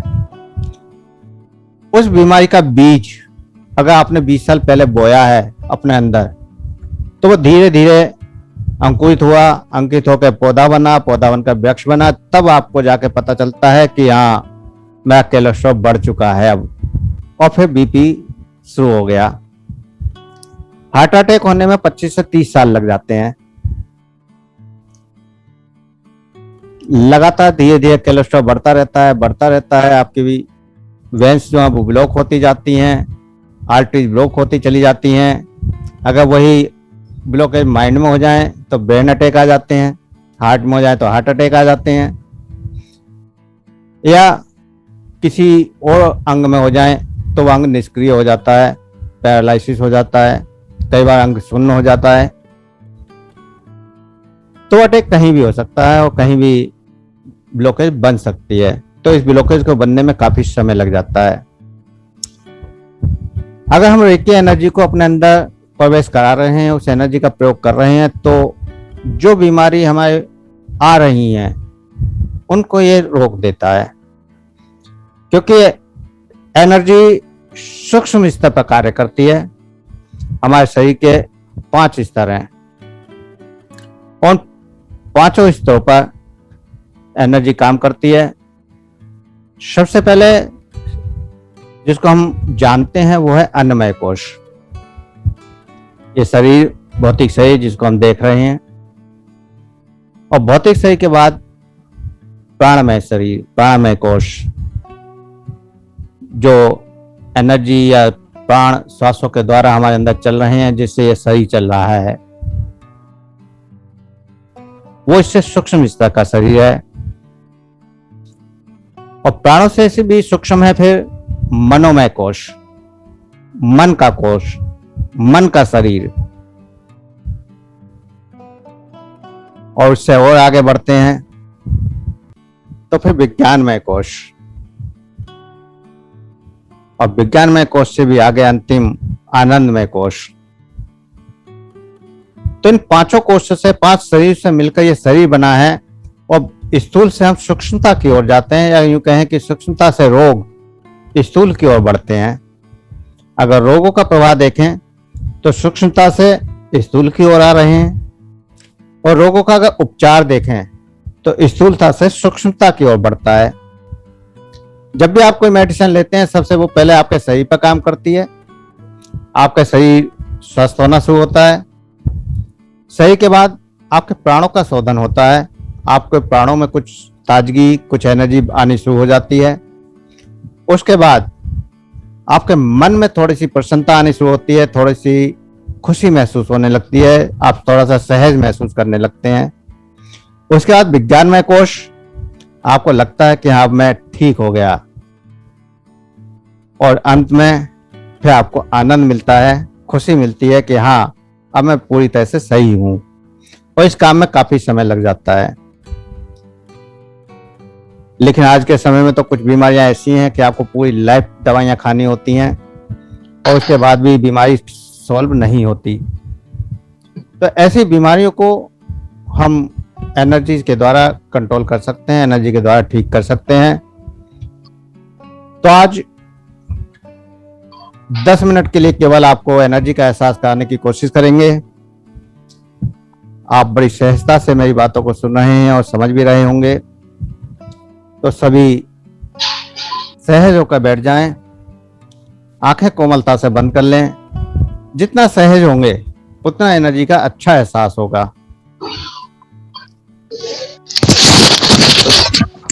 ऑडियो सभी बंद रखेंगे, वीडियो ऑन कर सकते हैं, सभी वीडियो ऑन कर लें, ऑडियो बंद रखें। वीडियो ऑन करेंगे तो ज्यादा अच्छा रहेगा और ज्यादा अच्छा पता चलेगा। तो रेकी एक एनर्जी है और एक सकारात्मक ऊर्जा है। सकारात्मक इसलिए कि इस रेकी से हम केवल अच्छा करने की प्रेरणा लेते हैं और अच्छा ही कर सकते हैं। जापानी रेकी का नाम आपने काफी सुना होगा और कुछ लोगों ने जापानी रेकी का हो सकता है कि कोर्स भी किया हो, और हो सकता है कि जब आपने कोर्स किया हो तो एनर्जी का कोई एहसास ना हुआ हो। हम जब रेकी की शुरुआत करते हैं तो पहले दिन जो अभ्यास करते हैं उसमें एनर्जी का एहसास हो जाता है, आपके शरीर में एनर्जी आने लगती है और उस ब्रह्मांड से, उस कॉस्मिक बर्ड से हम आपको जोड़ देते हैं। तो आज हम आपको उस कॉस्मिक बर्ड से जोड़ने जा रहे हैं, उस एनर्जी से जोड़ने जा रहे हैं योग दिवस पर। और ये आपके लिए सबसे महत्वपूर्ण तोहफा होगा आज का कि आप उस ऐसे बर्ड से जुड़ रहे हैं जहां आप सभी रोगों को खत्म कर सकते हैं, सभी समस्याओं को खत्म कर सकते हैं। तो सहज होकर बैठ जाएं, आंखों को कोमलता से बंद कर लें, बिल्कुल सहज, कोई जबरदस्ती नहीं, कोई तनाव नहीं, कोई खिंचाव नहीं। जितनी सहजता, जितनी सरलता, उतना ज्यादा अच्छा। और 2 गहरी लंबी सांस लेनी है पूरे मन से एहसास करते हुए। श्वास के साथ अंदर जाना है, श्वास के साथ बाहर आना है। देखना है कि आपके नासिका से जो श्वास अंदर जा रही है वो शरीर में कहां तक जा रही है, कौन सा वो बिंदु है जहां से श्वास आपकी वापस आती है। उस बिंदु को जानने की कोशिश केवल 2 श्वासों में। तो श्वास, गहरे श्वास, बिल्कुल स्लो लॉन्ग ब्रीदिंग, धीरे धीरे गहरा लंबा श्वास। और श्वास के साथ अपनी चेतना शक्ति को भी ले जाएं कि श्वास में जैसे जैसे श्वास अंदर जा रही है आपके शरीर में क्या संवेदनाएं पैदा हो रही हैं, क्या तरंगे पैदा हो रही हैं, और वो श्वास कहाँ से वापस घूमी बाहर निकलने के लिए, और वहां से जब वापस आ रही है तो क्या क्या परिवर्तन आ रहे हैं, क्या क्या बदलाव आ रहे हैं। जैसे जब आप श्वास अंदर ले रहे होंगे तो आपके हो सकता है लंग्स फूल रहे हो, या आपका स्टमक फूल रहा हो, पेट फूल रहा हो। तो ऐसे बहुत सारे बदलाव। और जब श्वास निकल रही होगी तो आपका स्टमक अंदर जा रहा होगा या आपके लंग्स अंदर जा रहे होंगे। ऐसा जो भी अनुभव आपके शरीर के साथ हो रहे हैं वो पूरी चेतना से महसूस करने हैं। और साथ ही साथ शरीर में कहीं कुछ और एनर्जी का फ्लो, कोई जैसे चींटी रेंगने जैसा या कोई कंपन जैसा इस श्वास के साथ अगर महसूस होता है तो उसको भी फील करना है। सूक्ष्म एनर्जी का एहसास, तो उसको फील करना है, उसको महसूस करना है 2-3 श्वासों के साथ। और आंखों को सहजता से बंद रखना है, आंखों को खोलना नहीं है। जैसा मैं आपको बोलता जाऊं वैसा आप करते जाएंगे। 2-3 श्वासों में आपने एहसास किया कि श्वास अंदर कहाँ तक गई और कहाँ से वो वापस आई। और साथ ही आपने ये भी महसूस किया कि श्वास के अंदर जाने से शरीर का कौन से हिस्से में क्या परिवर्तन आए, क्या बदलाव आए, और वहां पर क्या क्या तरंगे पैदा हुई। अब अपने दोनों हाथों को रब कीजिए, आंखें नहीं खोलेंगे, हथेलियों को रब कीजिए, गर्म कीजिए। अच्छी तरह से गर्म करना है, तेजी से रगड़ना है। तेजी से हथेली को रब करेंगे, गर्म करेंगे। और गर्म करने के बाद दोनों हाथों को सीधा ऊपर ले जाएं और हथेलियों का रुख आसमान की ओर कर लें। कलाई पे से हथेलियों को मोड़कर हथेली का रुख ऊपर की ओर, आसमान की ओर। और अपनी चेतना शक्ति हथेलियों के ऊपर ले जाएं। अब जब हाथों को ऊपर ले जाते हैं तो हथेलियों को रुख आसमान की ओर होना चाहिए, आसमान की ओर। हथेलियों का रुख आसमान की ओर, ऊपर की ओर। और सहजता से हथेलियों में जो कुछ अंदर जा रहा हो, ऊपर से जो कुछ अंदर आ रहा है उस चीज को देखें। कोई लहर, कोई तरंग, कोई ऊर्जा की एहसास या कोई एनर्जी का एहसास आपके हथेलियों से अंदर जाता हुआ। कॉस्मिक एनर्जी से आपकी हथेलियां जुड़ चुकी हैं। अपनी हथेली में जो भी एनर्जी का फ्लो अंदर जा रहा है उस एनर्जी के फ्लो को महसूस करें। सहजता से, सरलता से अगर हाथों को दर्द होने लगे तो हाथों में कंपन करें, खड़े खड़े ये हाथों को ऊपर रखे रखे कंपन कर सकते हैं। अगर किसी को समझ में ना आए तो एक बार आंखें जरूर खोल के देखें, लेकिन शरीर को ना हिलाएं, शरीर को ना हिलाएं, आंखों को खोल के देख सकते हैं मेरे हाथों को। जैसे मैं हाथों में कंपन कर रहा हूँ, इस तरह से हाथों को कंपन करना है, पूरी तरह से कंपन करना है। हाथों में कंपन होना चाहिए, पूरी शक्ति से कंपन करिए ऊपर ऊपर। और फिर हाथों को ऐसे ही हथेलियों को ऊपर की ओर ले जाते हुए, और आप हथेलियों का रुख देख रहे हैं मेरा आसमान की ओर। हाथों को कोशिश करिए सीधा कानों से टच कर लें। अगर आप कानों से टच कर लेते हैं तो हथेली पूरी तरह से आपके ऊपर की ओर होगी और आप अच्छा कॉस्मिक एनर्जी से कनेक्ट हो पाएंगे। तो इस तरह से आपका रुख हथेलियों का ऊपर की ओर, जैसे हम परमात्मा से कुछ मांग रहे हों कि हे मेरे परमात्मा, हे मेरे ईष्ट देव, हे मेरे गुरुदेव, हे मेरे ब्रह्मांड के समस्त देवी देवताओं और संत महात्माओं, आप ऊर्जा के रूप में हमारे अंदर प्रवेश हों और हमारे सभी शारीरिक रोगों को, मानसिक रोगों को, आत्मिक रोगों को मिटा दें। आप देखेंगे जैसे ही ये मन से प्रार्थना कर रहे हैं, भावों से प्रार्थना कर रहे हैं, आपके हाथ की हथेली में वो एनर्जी की लहर, वो एनर्जी की तरंग बढ़ती जा रही है।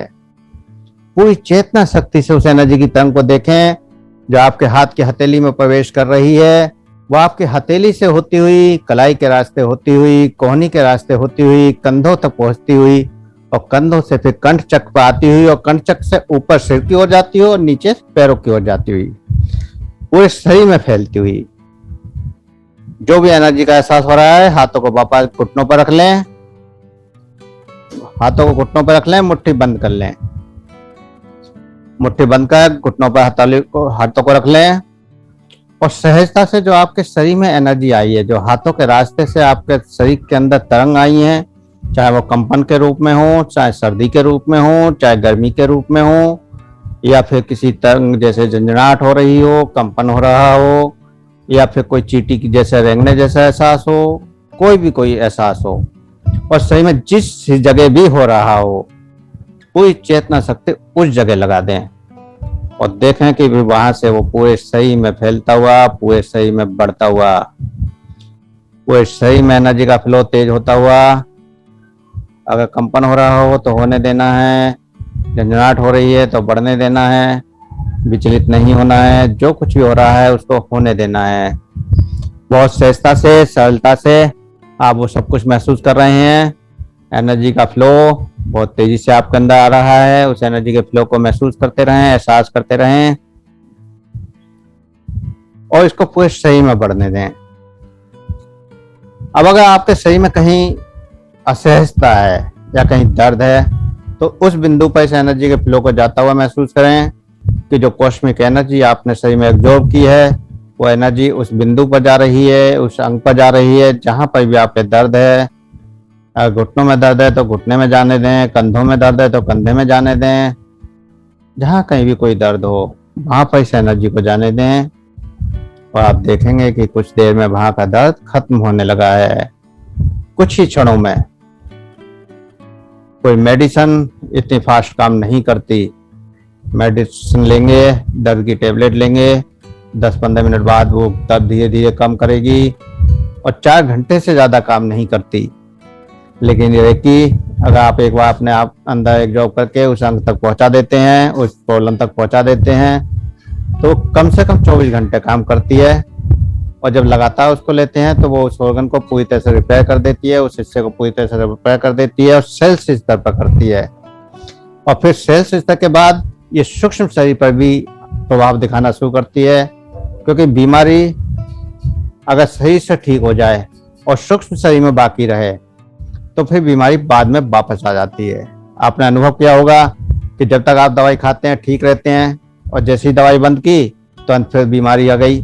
तो उसका कारण यही है कि बीमारी आपने शरीर में से तो हटा दी, लेकिन प्राणमय कोश में बीमारी है। अगर जल्दी आ रही है, 2-4-5 दिन में वापस आ रही है, तो प्राणमय कोश में बीमारी है। अगर प्राणमय कोश भी ठीक हो गया तो बीमारी महीने 2 महीने में वापस आएगी। और अगर आपका अगला कोश मनोमय कोश भी ठीक हो गया, विज्ञानमय कोश में प्रॉब्लम है, बीमारी है, तो हो सकता है कि 1-2 साल बाद बीमारी रिपीट होती हो। और अगर आपकी चेतना के सबसे सूक्ष्म स्तर आनंदमय कोश या कारक शरीर में प्रॉब्लम आ गई तो फिर आपकी पूरी लाइफ बीमारी साथ रहती है। आप कितना भी मेडिसिन करते हैं, कोई भी दवाइयां खाते हैं, कितनी पैथियों का इस्तेमाल करते हैं, कोई पैथी वहां काम नहीं करती, लेकिन ये हमारी एनर्जी वहां भी काम करती है। आपके कारण शरीर तक को ठीक कर सकती है, क्योंकि ये कारण शरीर से होती हुई हमारे भौतिक शरीर तक आ रही है। रेकी का प्रभाव आपके सूक्ष्म शरीर से होता हुआ भौतिकता की ओर बढ़ता है और फिर भौतिकता से बीमारी को ठीक करता हुआ सूक्ष्म तक ठीक कर देता है। तो इसलिए रेकी से शरीर समस्याएं खत्म की जा सकती हैं। अब सहजता से जो भी एहसास हो रहे हैं एहसास करते हुए वापस आएंगे चेतना में। दोनों हाथ की हथेली को रब करें, गर्म करें, आंखों पर लगाएं, चेहरे पर लगाएं, धीरे धीरे आंखें खोलते हुए चेतना में वापस आ जाएं।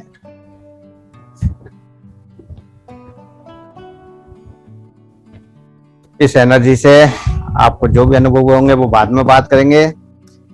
एक और महत्वपूर्ण चीज, कोरोना आजकल, कोरोना को अगर कोरोना कहा जाए तो ज्यादा अच्छा है, क्योंकि कोरोना अगर आप कुछ नहीं करते हैं तो आसानी से स्वस्थ हो जाते हैं। और कुछ नहीं करने का मतलब है कि आप कोई मेडिसिन की ओर ना दौड़ें, कोई फालतू चीजों की ओर ना दौड़ें, और सहजता में परमात्मा ने जो कुछ हमें दिया है केवल उसका प्रयोग करें तो सहजता में हम इस बीमारी को कंट्रोल कर सकते हैं। कोरोना 2 साल पहले पहली बार हमने सुना कि कोरोना वायरस आ रहा है और वो हमारी इम्यूनिटी को, हमारी जीवनी शक्ति को, हमारी प्रतिरोध क्षमता को कमजोर कर रहा है। तभी हमने इस पर काम करना शुरू किया। बहुत सारे ऐसे सत्र लिए गए जिसमें कोरोना से लड़ने की ताकत पैदा करने के तरीके बताए गए और सहजता में जिन्होंने वो तरीके अपनाए वो कोरोना से बचे रहे, उनके ऊपर कोरोना का कोई प्रभाव नहीं पड़ा। हालांकि कोरोना की दूसरी लहर आपने देखी, पहले से भी भयंकर लहर थी, जहां पिछली बार लोगों को बेड मिल जाता था, इस बार बेड भी नहीं मिला और दूसरा ऑक्सीजन का संकट भी आया, लोगों को ऑक्सीजन नहीं मिल पाई। तीसरा, मौतों की संख्या बहुत तेजी से थी, बहुत फास्ट थी, इतनी फास्ट कि शमशान घाटों में जलाने तक की जगह नहीं बची। लोगों ने उस मुर्दों को इधर उधर जंगलों में फेंका, नदियों में बहाया। तो कुल मिला के कहने का मतलब यह है कि काफी भयंकर स्थिति थी और काफी बुरा समय भी था। और साथ ही साथ आज ये भी बात हो रही है कि तीसरी लहर भी आने वाली है। तो निश्चित है कोरोना की ऐसी लहरें बार बार आएंगी और कोरोना नहीं आएगा तो कोई और वायरस आएगा। आप देख रहे होंगे 20-25 सालों में हर दूसरे तीसरे साल कोई ना कोई वायरस का इफेक्ट आता है। कभी वो वायरस H1N1 बनकर आता है, तो कभी डेंगू बनकर आता है, तो कभी चिकनगुनिया बनकर आता है और इन 2 सालों से कोरोना बनकर आ रहा है। और इन सभी वायरसों का मुख्य कारण क्या है जो हमारे शरीर पर इफेक्ट डालता है, आप सभी जान चुके हैं, क्योंकि अब सभी डॉक्टरों ने और सभी साइंटिस्टों ने और बड़े बड़े संत महात्मा ने भी चिल्ला चिल्ला कर कहा है कि आपकी इम्यूनिटी कमजोर है, आपकी प्रतिरोध क्षमता कमजोर है, आपकी जीवनी शक्ति कमजोर है, इसलिए ये वायरस आपके ऊपर इफेक्ट डालता है। तो ऐसी कौन सी चीजें हैं जिनसे हम अपने इम्यूनिटी को मजबूत करते हैं? तो पहले तो इम्यूनिटी को समझें कि प्रतिरोध क्षमता और जीवनी शक्ति क्या है। प्रतिरोध क्षमता एक फोर्स की तरह हमारे शरीर में काम करती है और जो बॉर्डर पर खड़ी रहती है। अगर दुश्मन बॉर्डर को जैसे ही पार करता है तो जो बॉर्डर पर फोर्स खड़ी है वो सीधे अटैक करती है, उनको नष्ट कर देती है। बाई चांस वो फोर्स उनको नष्ट नहीं कर पाती तो वो दुश्मन हमारे अंदर प्रवेश कर जाता है सीमा में। तो ठीक इसी तरह से हमारे शरीर की क्रियाएं होती हैं। सबसे पहले प्रतिरोध क्षमता, WC जिनके नाम व्हाइट सेल्स के नाम से जाना जाता है, हमारे शरीर में सबसे पहले हर वायरस को, हर संक्रमण को रोकने का प्रयास करती हैं। अगर हमारी प्रतिरोध क्षमता कमजोर है, किसी वायरस ने अटैक किया, वो अगर वहां हार जाती हैं तो शरीर पे वो वायरस आक्रमण कर देता है और हमारे शरीर पे उसका प्रभाव हो जाता है। दूसरा, जीवनी शक्ति। जीवनी शक्ति जो हमारे पूरे शरीर को चला रही है, हमारे शरीर का मेटाबॉलिज्म सिस्टम ठीक कर रही है, हमारे पाचन शक्ति को ठीक कर रही है, हमारे शरीर में हम जो खा रहे हैं, जो हमारे शरीर में एक एग्जॉर्शन है कि हमारे शरीर में खनिज तत्व का शोषण है, हमारे शरीर में श्वासों का शोषण है, हमारे शरीर में रक्त का सर्कुलेशन है। तो ये जितनी भी नियमित क्रियाएं हैं, 9 के 9 संस्थान शरीर के, वो सभी संस्थानों को जो कंट्रोल कर रही है वो है जीवनी शक्ति। रक्त को कितनी देर में पूरे शरीर में घूमना है, श्वास को कितनी देर में लेना है, 1 मिनट में आप 16 श्वास लेनी है या 18 श्वास ले रहे हैं, तो जो निश्चित है वो उन क्रियाओं को कंट्रोल करती है आपकी जीवनी शक्ति।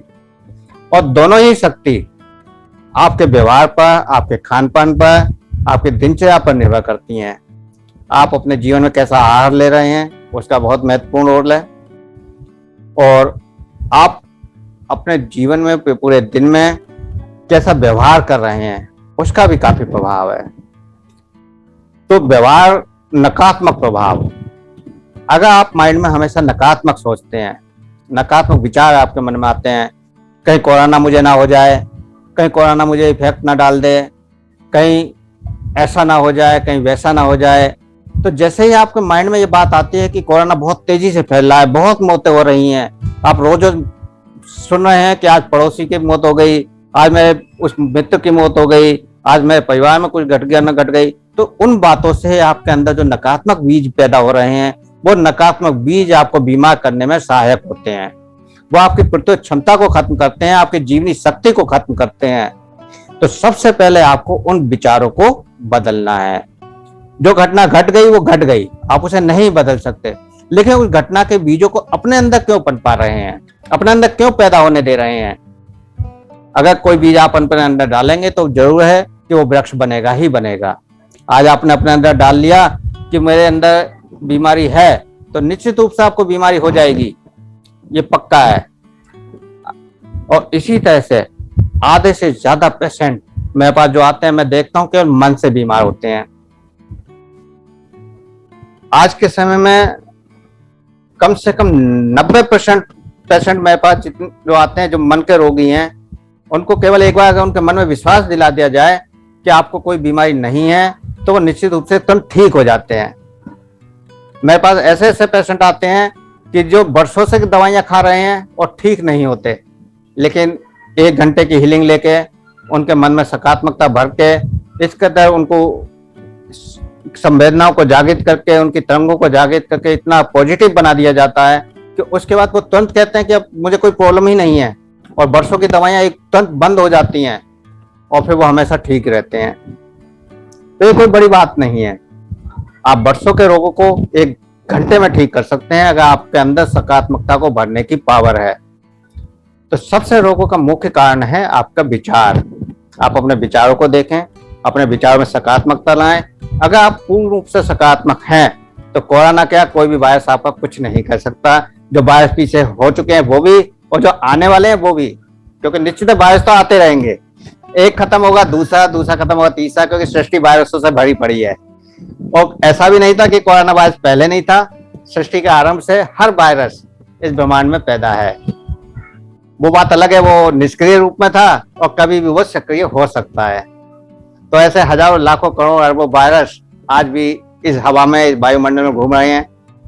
अब कोरोना को ले लीजिए या किसी वायरस को लीजिए, जिस समय ये प्रकोप होते हैं, हर बीमारी हवा में है, हवा में वायरस फैला हुआ है, लेकिन सबको तो बीमारी नहीं होती, सबको तो इफेक्ट नहीं आता। कुछ ही लोग इससे इफेक्टेड हो रहे हैं, और कुछ लोग वायरस का असर होते ही, वायरस के सक्रिय होते ही तुरंत बीमार पड़ रहे हैं।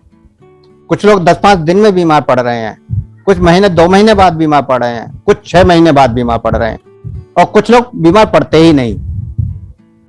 तो कहने का मतलब यह है कि उनकी शारीरिक क्षमता में कमजोरी है, शारीरिक स्तर पर वो स्वस्थ नहीं है, इसलिए वो तुरंत वायरस के इफेक्ट होते ही बीमार हो गए। उनकी प्रतिरोध क्षमता बहुत कमजोर है। अगर उनकी प्रतिरोध क्षमता थोड़ी मजबूत है तो वो महीने 2 महीने झेल जाते हैं, कोई वायरस हो कोई फर्क नहीं पड़ता, महीने 2 महीने। लेकिन उनकी जीवनी शक्ति कमजोर है, जिनके पास महीने 2 महीने वायरस का इफेक्ट आ जाता है। इसके बाद अगर 3 महीने 4 महीने बाद वायरस का सहारा है ब्रह्मांड में फैलने के बाद, तो इसका मतलब आप मनोमय रूप से कमजोर हैं, मन से कमजोर हैं, आपके मन में नकारात्मक भाव रहते हैं। और अगर मन से भी आगे जाएं तो आपकी चेतना में नकारात्मक भाव होते हैं, आपके संस्कारों में नकारात्मक भाव होते हैं, आपके जन्मों के अंदर दबे हुए भावनाएं वो आपको बीमार करती हैं। कई बार आपने देखा होगा कि बचपन से आपके सिखाया गया है कि अंधेरा डराता है। अगर बच्चा जब छोटा होता है उसको कहा जाता है कि अगर रोएगा तो मैं अंधेरे में बंद कर दूंगी, इस अंधेरे कमरे में बंद कर दूंगी या मैं बंद कर दूंगा, पिता कहता है। अब बच्चा एकदम शांत हो जाता है कि हाँ अंधेरे में अगर बंद कर दिया तो मुझे डर लगेगा, कुछ हो जाएगा। और बचपन में वो डर लगातार उसके अंदर इतने गहराई में बैठा दिया जाता है, उसकी मान्यता में बैठा दिया जाता है कि वो अंधेरे से हमेशा लाइफ टाइम डरता है। वो हमारी आगे के कोषों का डर जो सूक्ष्म स्तर पर है, मनोमय कोष से ऊपर विज्ञानमय कोष में छुपा हुआ है, वो भी हमारे बीमारियों के कारण बनते हैं। जैसे हमें लगातार भूतों से डराया जाता है।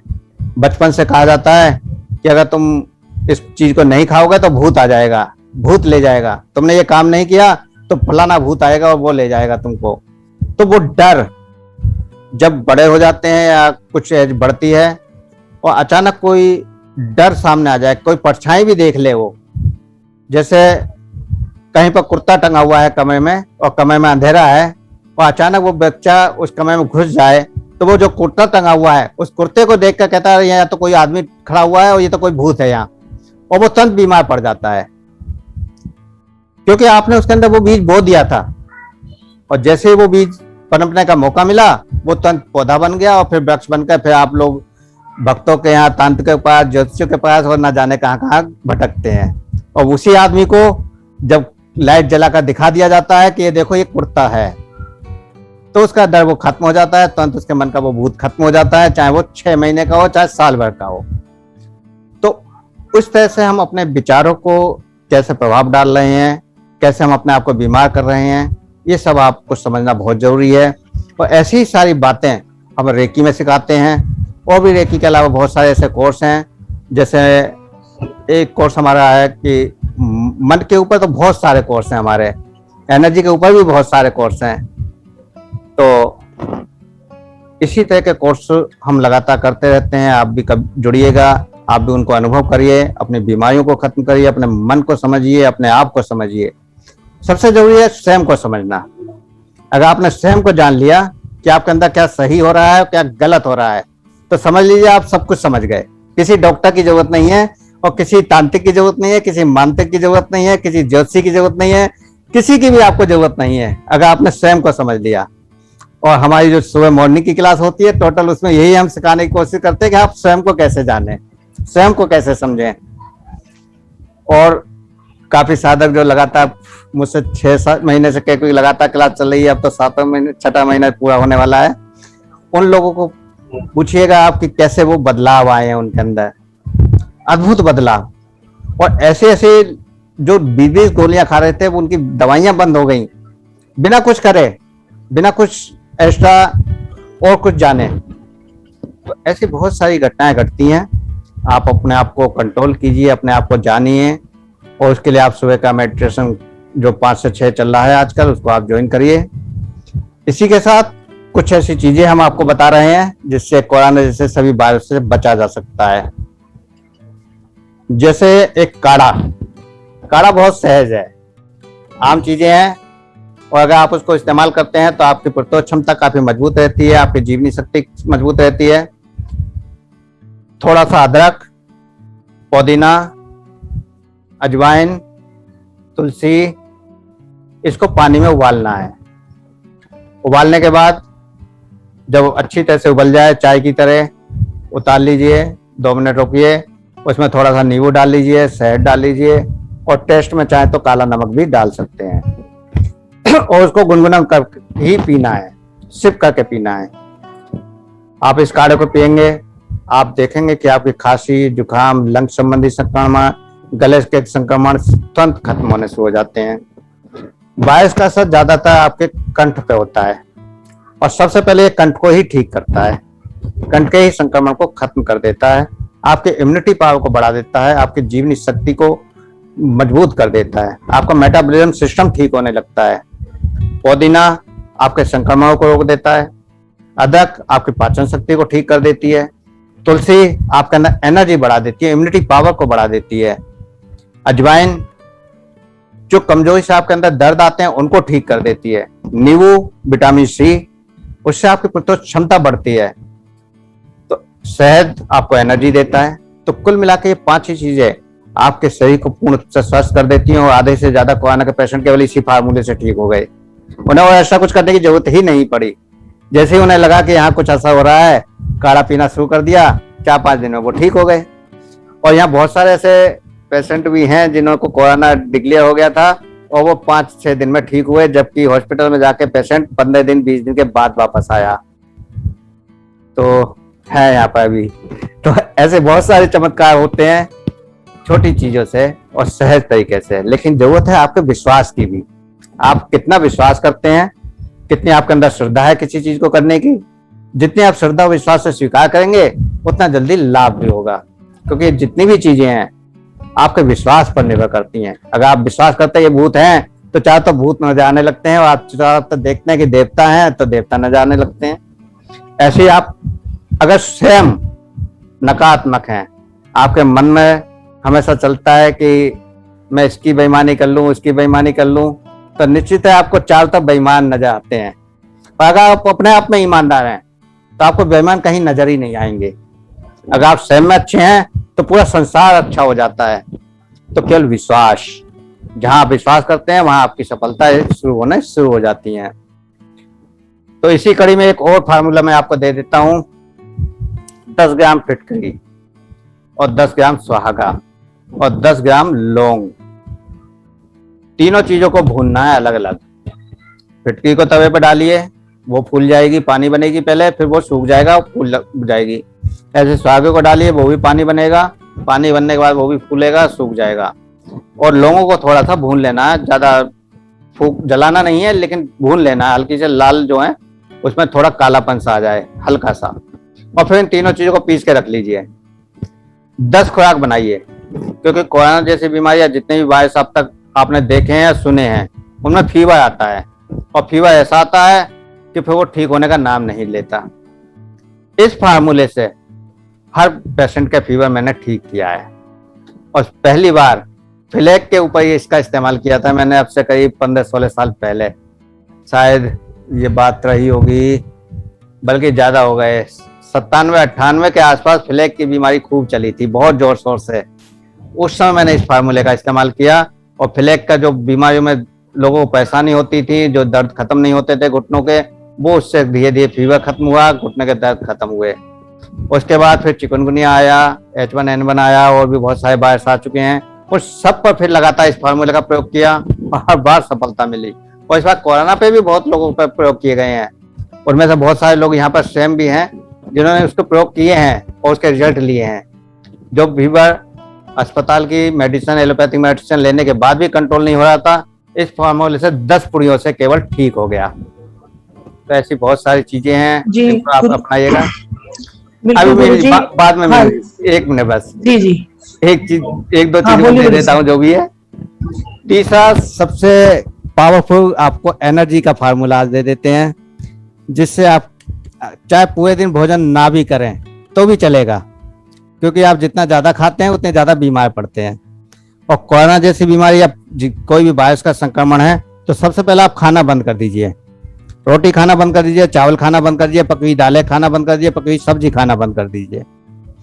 खाना क्या है? 5 बादाम, 2 छुहारे, 2 अखरोट, और आपका 1 चम्मच अलसी, और 10 मुनक्के। और अगर पेट साफ नहीं होता है तो उसमें 2 अंजीर भी डाल सकते हैं। इन 6 चीजों को आप पानी में भिगो दीजिए रात को साफ करके, सुबह को उसको मिक्सी में पीसिए, एक अच्छा पेस्ट बन जाएगा, और उस पेस्ट को आप पी लीजिए। एक कम से कम 1-1.5 गिलास बड़ा अच्छा पेस्ट बन जाता है इतने चीजों में, और आपके पूरे दिन के लिए एनर्जी मिल जाएगी। उसके बाद आप कुछ खाएं तो ठीक, ना खाएं तो ठीक। और खाना भी है तो हल्के हल्के फ्रूट खा लीजिए जो मौसमी हो, जिस मौसम के जो फल आ रहे हो वो लेने हैं, या फिर थोड़ी बहुत सलाद खा लीजिए। उससे भी अगर फिर भी ज्यादा भूख लगती है तो थोड़ा बहुत स्प्राउट ले लीजिए। मतलब जो कुछ खाना है वो कच्चा खाना है, प्राकृतिक खाना है, नेचर खाना है। उसके बाद आप देखिए कितना भी भयंकर संक्रमण का ना हो, 2 दिन 3 दिन 4 दिन में आपका खत्म हो जाता है, ज्यादा से ज्यादा 5 दिन। इससे ज्यादा कोई भी संक्रमण, कोई भी वायरस आपके बॉडी पर नहीं रुक सकता। तो इस तरह से आपने बहुत कुछ जाना, तो आज के लिए इतना ही बहुत है, क्योंकि ज्ञान तो भंडार है और भंडार कभी खत्म नहीं होता। अगर 24 घंटे बोलते रहें तो भी खत्म नहीं होगा। तो सब परमात्मा की कृपा है। परमात्मा की कृपा से जो भी प्रसाद आपको मिला, अगर आप उसको विश्वास करते हैं, उसको फॉलो करते हैं, तो निश्चित है आपके जीवन में बहुत कुछ बदलने वाला है। जी मीनू जी, आप बताएं। जी गुरुजी, एक्चुअली इतना एक्साइटमेंट हो जाता है आपकी बातें सुन के कि मन करता है कि एकदम से उसका मैं जवाब दूं। और एक जैसे कहते हैं, आपने कहा कि खजाना या भंडार, आप पूरे समुद्र हैं कि जितने भी मोती निकाले जाएं उतने ही मुझे लगता है कि थोड़े पड़ेंगे हम लोग के लिए। और वास्तव में बहुत सारी चीजों की आपको नॉलेज है। और समय समय पर, जैसा कि मेरे तो खुद के घर में ये घटना घटी कि फीवर गया ही नहीं और तकरीबन 17 दिन फीवर रहा, और आपके फार्मूले से वो फीवर एकदम 2 दिन के अंदर ही ठीक हुआ। उसके बाद आपका जो एनर्जी ड्रिंक आपने बताया, इस एनर्जी ड्रिंक से भी बहुत फायदा हुआ। तो बहुत ऐसी चीजें हैं आपके समुद्र में या खजाने में बोलेंगे कि बहुत अच्छा ज्ञान आपके पास है।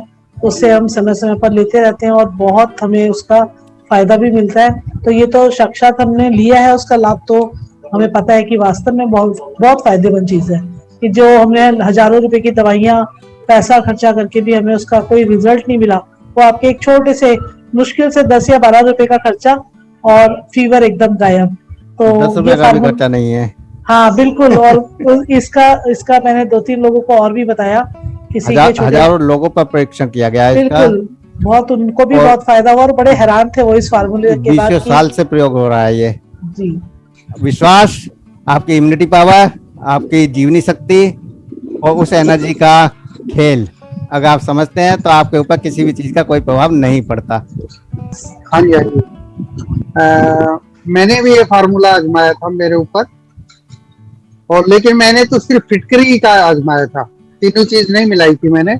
और सिर्फ फिटकरी से मेरा बुखार जा ही नहीं रहा था, ज्यादा नहीं आता था, 99 तक था। लेकिन ये सिर्फ फिटकरी 2-3 घंटे बाद ली मैंने, और मेरा बुखार नेक्स्ट डे बिल्कुल नहीं आया। बिल्कुल, क्योंकि आपके उस समय पर इतनी ज्यादा जरूरत नहीं थी। ये जो पूरा फार्मूला बाद में दिया गया लोगों को, जिन लोगों के फीवर नहीं उतर रहे थे, मैं चलो फार्मूला को और पावरफुल बना दिया है। नहीं तो पहले केवल फिटकी का ही फार्मूला दे रहा था, वो भी पूरा 100% काम करता है। इसलिए आपको केवल फिटकी का दिया गया था। हाँ, इसलिए आपको फिटकी का ही दिया गया था केवल। जी जी, मैं दोनों वैक्सीन लगवा चुका हूँ और मुझे टेम्परेचर भी नहीं हुआ। बिल्कुल, ऐसे ही चमत्कार होते हैं। अब अगर किसी साधक को कुछ कहना है तो कह सकते हैं, किसी का कोई क्वेश्चन हो तो पूछ सकते हैं। और जो नए साधक हैं, जो मंच के आए हुए हैं, वो बताएं। और नारायण सेवा संस्थान के जो अध्यक्ष भी हैं, वो अगर कुछ पूछना चाहें या कुछ कहना चाहें तो वो कहें। और रेखा जी आगे की कार्रवाई करने वाले हैं। ओम प्रणाम। शुरुआत में ही मीनू जी ने इतना सुंदर सहज सा जो ध्यान करवाया, ध्यान करवाते हुए योग क्या है, प्राणायाम क्या है, प्राणायाम का अस्तित्व क्या है, उसका हमारे अंदर किस तरह से बीजारोपण होना चाहिए, आगे उसका कैसा उपयोग होना चाहिए। और हम बस क्रियाएं कर रहे हैं, लेकिन क्रियाओं के पीछे का जो विज्ञान है आज बड़े ही संक्षिप्त शब्दों में बहुत बड़ी गागर, मतलब कहते हैं ना कि गागर में सागर भरे जैसा मीनू जी ने आज हमें दिया है, जिसके साथ उन्होंने स्विच वर्ड भी दे दिए। उन्होंने सांसों की जो एक तरीका है, सांसों का उपयोग कैसा करना चाहिए, यह सारी बातें उन्होंने हमको दी। जी हाँ, आपको लूंगी मैं, मेरा ध्यान है पाटिल जी। हाँ, तो नमस्कार।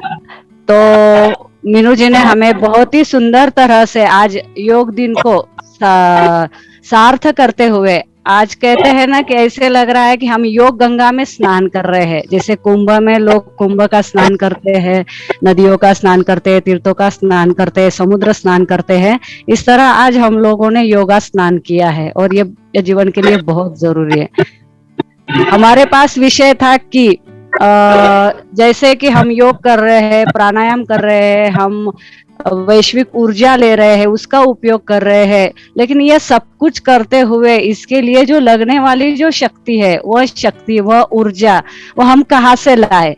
अब इस ऊर्जा के ऊपर हमें कुछ कहना था, लेकिन आज अब समय बहुत हो चुका है, तो मैं बिल्कुल संक्षिप्त में बोलूंगी। और फिर जब भी मुझे यह मंच इस कार्य के लिए अगर मुझे सेवा करने का मौका देगा, तो मैं इस विषय को बहुत ज्यादा विस्तृत तरह से दूंगी, क्योंकि अब यहाँ से और आधा एक घंटा बैठना सभी के लिए मुश्किल होगा। तो मैं अपने एक 5 लाइन इसमें नहीं आपका लूंगी, मैं अपनी बात पूरी बोलूंगी पहले 2 मिनट इस विषय को हो जाने दो।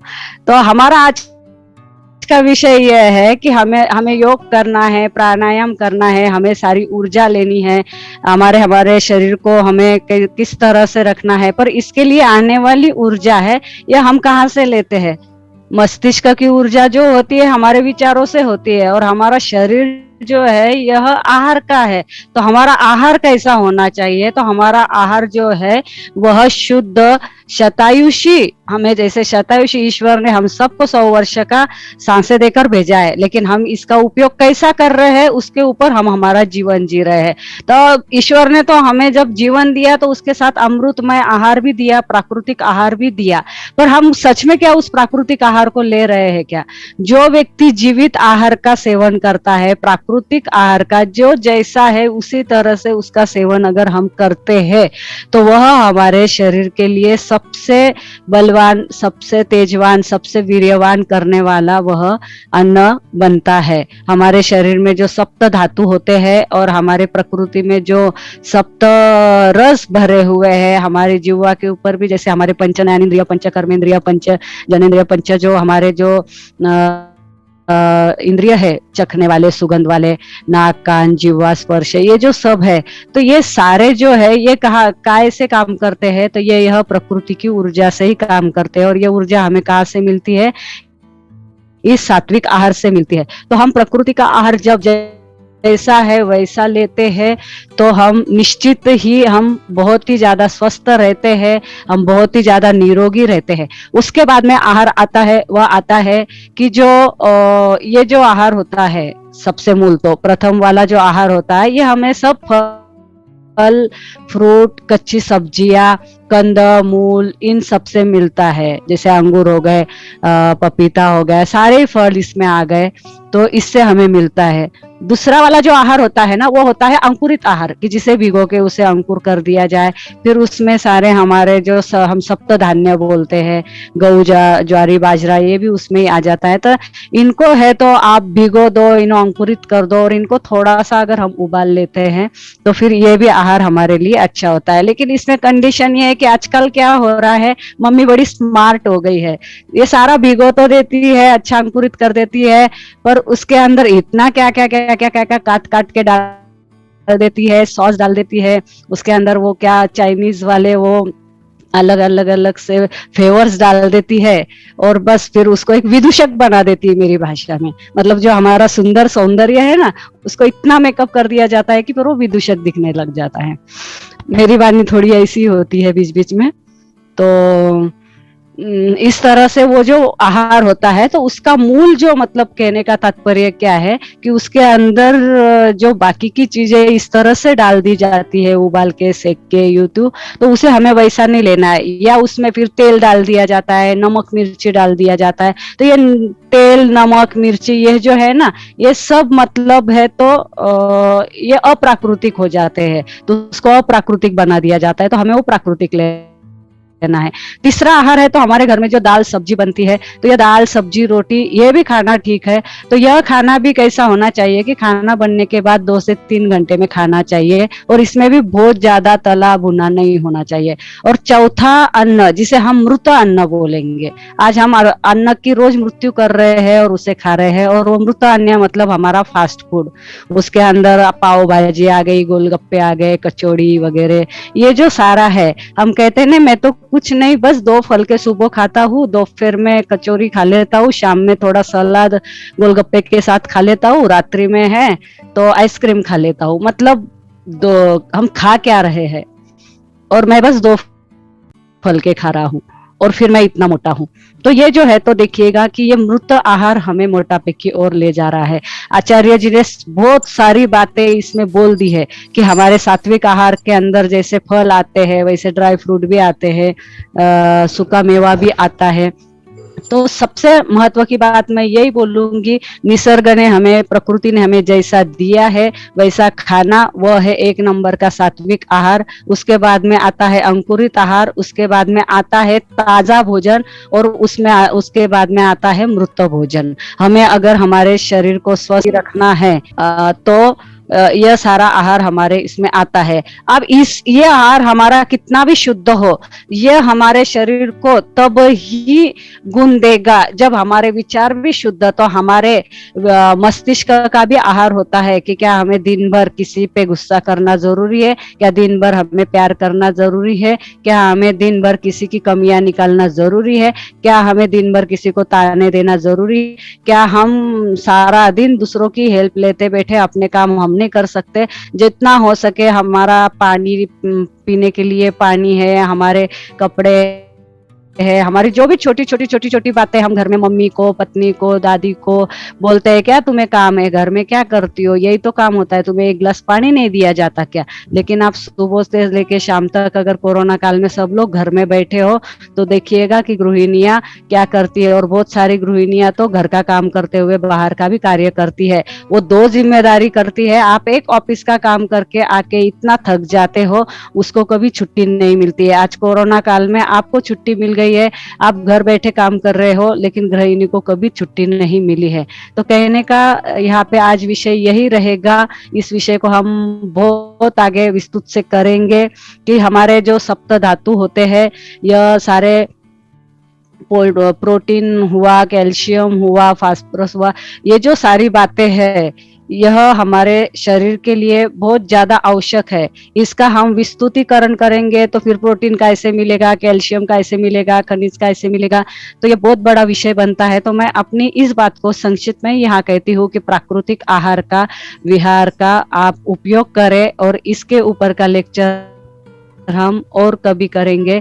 आज उसी तरह से हमारे यहाँ पर जो फरीदाबाद से आए हुए जेपी वर्मा जी है, आचार्य जी हमारे गुरुवर्य, इनके जो क्लासेस है, इनका नेचुरोथेरेपी का जो इनका वहाँ का आश्रम में कार्य चलता है, यह बहुत ही अद्भुत है।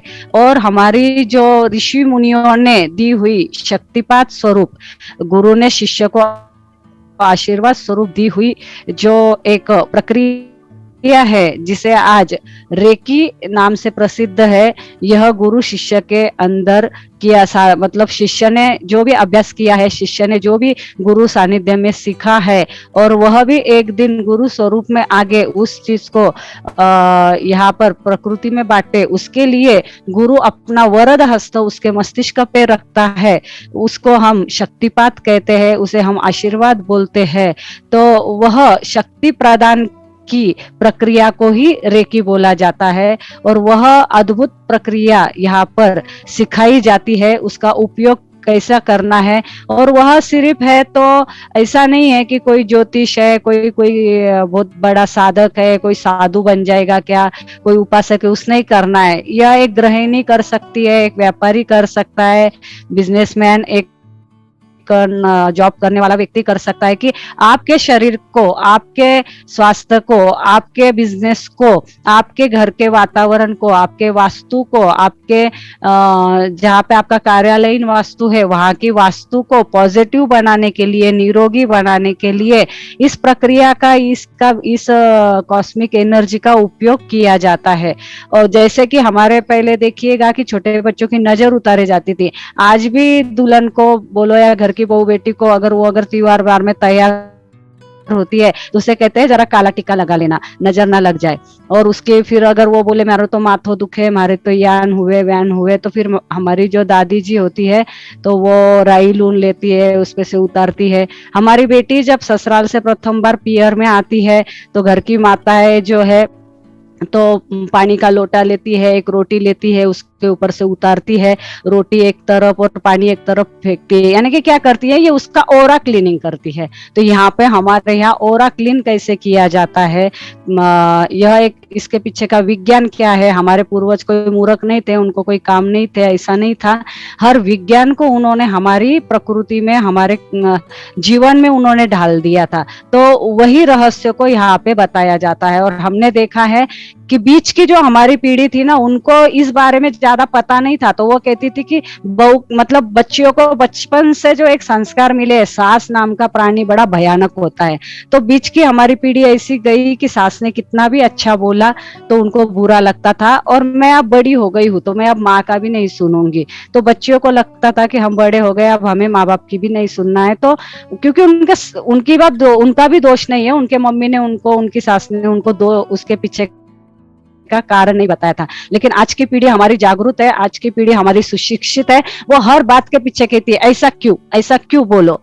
तो ऐसा क्यों के पीछे का जब हम उनको विज्ञान बोलते हैं तो हमने आज भी देखा है कि जो बीच की पीढ़ी जितना पूजा पाठ नेम धर्म जो नहीं करती है वो उनके आगे की पीढ़ी करती है, क्योंकि वो अपना उसमें स्वार्थ क्या है समझ चुके हैं। और हमें भी इसे समझना चाहिए और हमें ऐसे लोगों को सच्चे सुशिक्षित कहना चाहिए, हमें उनको सो कोड नहीं बोलना चाहिए। यह मेरा आज का यहाँ का विषय था कि रेकी के अंदर हमारे यहाँ यह बात सिखाई जाती है। और हमारे इस मंच के जितने भी लोग हैं, मैं इनसे विनती करूंगी कि आप एक बार इस विधा में शामिल होइएगा, आप इसका उपयोग कीजिएगा और आप अपने अनेकों प्रश्नों के ऊपर काम करते हुए अपने घर में ही हमारा संसार करते हुए हमें परमार्थ कैसे करना है, हमें परमेश्वर से मिलने के लिए दहलीज भी ओलांघने की आवश्यकता नहीं है, हम हमारे घर में ही कर सकते हैं। हम सब यहाँ पर जितने भी जुड़े हैं, साधारण महाराष्ट्र से जुड़े हैं, तो आमचे एकनाथ महाराज जे आहेत पैठणचे, तो पैठण के जो एकनाथ महाराज है, इन्होंने अपने संसार करते हुए ही परमार्थ को पाया था, विठलनाथ की सेवा की थी। और इनके पित्र इनके घर में साक्षात रूप में आके पाटे पे बैठ के जीवन जिम के गए थे क्योंकि इन्होंने हरिजनों को अन्नदान किया था। ऐसे ही कोई महामारी आ गई थी और ये बड़े सदन घर के थे, तो उन्होंने हरिजनों को अन्नदान किया था। और उस टाइम थोड़ा सा जातिवाद था, तो ब्राह्मणों ने उनका बहिष्कार किया था कि हम तुम्हारे यहाँ नहीं आएंगे जिमने को। तो उस समय उनके पितर स्वयं प्रकटे थे और फिर सारे गांव के ब्राह्मणों को आना पड़ा था और सभी ने हरिजनों को नमन किया था। इतना सब कहने के पीछे का कारण यह है कि हर चीज प्रकृति से जुड़ी है, हमें प्रकृति के नियम निभाने। अभी लास्ट में गुरुजी ने बोला कि मुझे आवश्यकता नहीं है, लेकिन हम लोकशाही में, हम राजशाही में रहते तो हमारे ऊपर तो कोड़े पड़ते थे, पर हम लोकशाही में है, हमें हमारे देश की जो भी आचार संहिता है उसे भंग नहीं करनी है। हमारा अगर हमारे देश के ऊपर प्रेम है, और कभी कभी ऐसे होता है ना कि पिता की बहुत ज्यादा उम्र हो जाती है, उनको सुने नहीं आता है, तो वो जो बोल रहे हैं एला को गेला केला को मेला, तो हाँ बोल देना पड़ता है। और उसी तरह छोटा बच्चा अगर बॉल को चांद बोलता है तो उसे बोल देना पड़ता है। इसी तरह से हमको भी किसी से वाद विवाद ना करते हुए इस वैक्सीन को लेना है और अपनी अपनी अंदर की जो मेन विल पावर है उसको हमें संभाले रखना है। ये मैं इस बात से बोलूंगी क्योंकि बहुत जगह ये बाइट्स हो रही थी बीच बीच में, वैक्सीन लेना है नहीं लेना है, हमें ले लेना है, हमें उसे अंदर से हमें उसे अच्छे से बचाना है। यही मैं यहाँ पर बोलूं बोलूंगी। अब मैं इतना ही कहना चाहूंगी कि आज राज राजेश्वरी के मेरे ज्योतिष मंच तथा हमारे राष्ट्रीय संगठन श्री नारायणी सेना महाराष्ट्र प्रदेश के इस मंच के ऊपर मीनू श्री जी ने और जेपी वर्मा सर जी ने जो आकर हमें ज्ञान रूपी सेवा का दान दिया है, यह इसको हम बड़े ही प्रेम से स्वीकारते हैं और हम आपसे इसके आगे भी अपेक्षा रखेंगे कि आपको हमारे अगले प्रोग्राम्स में भी आना है। तथा यहाँ पर जितने भी लोग शामिल हुए, देखिएगा हीरा हर किसी को नहीं मिलता है, जिसके तकदीर में ये था उसी को मिला है। तो यहाँ पे जितने लोग आए और आपने बहुत ज्यादा समय दिया, तो आप सबका भी मैं धन्यवाद करती हूँ। और आप सभी के ऊपर माँ नारायण आशीर्वाद दे। यहाँ पर हम उससे यही प्रार्थना करेंगे। तथा हमने शुरू में जितने भी देवगण, कुल देवता, इष्ट देवता, वास्तु देवता, ग्राम देवता, सभी को हमने आह्वान किया था कि हमारे इस कार्य में आके निर्विघ्नता से सहयोग करे। उन सबका धन्यवाद करते हैं और उनको भी अपने स्थान पे प्रस्तावन करते हुए हम उनका भी नमन करते हुए आप सबको भी नमस्कार करते हैं। जब जब आप उन्हें बुलाएंगे वो भी आएंगे और आप भी आएंगे, यही हम सबसे आशा करते हैं। आप सबका बहुत बहुत धन्यवाद। हर किसी का नाम नहीं लूंगी, लेकिन साधक, सभी साधक, उपासक, वरिष्ठों का ओम प्रणाम। ओम प्रणाम। मेनू श्री जी, आपको बहुत बहुत धन्यवाद।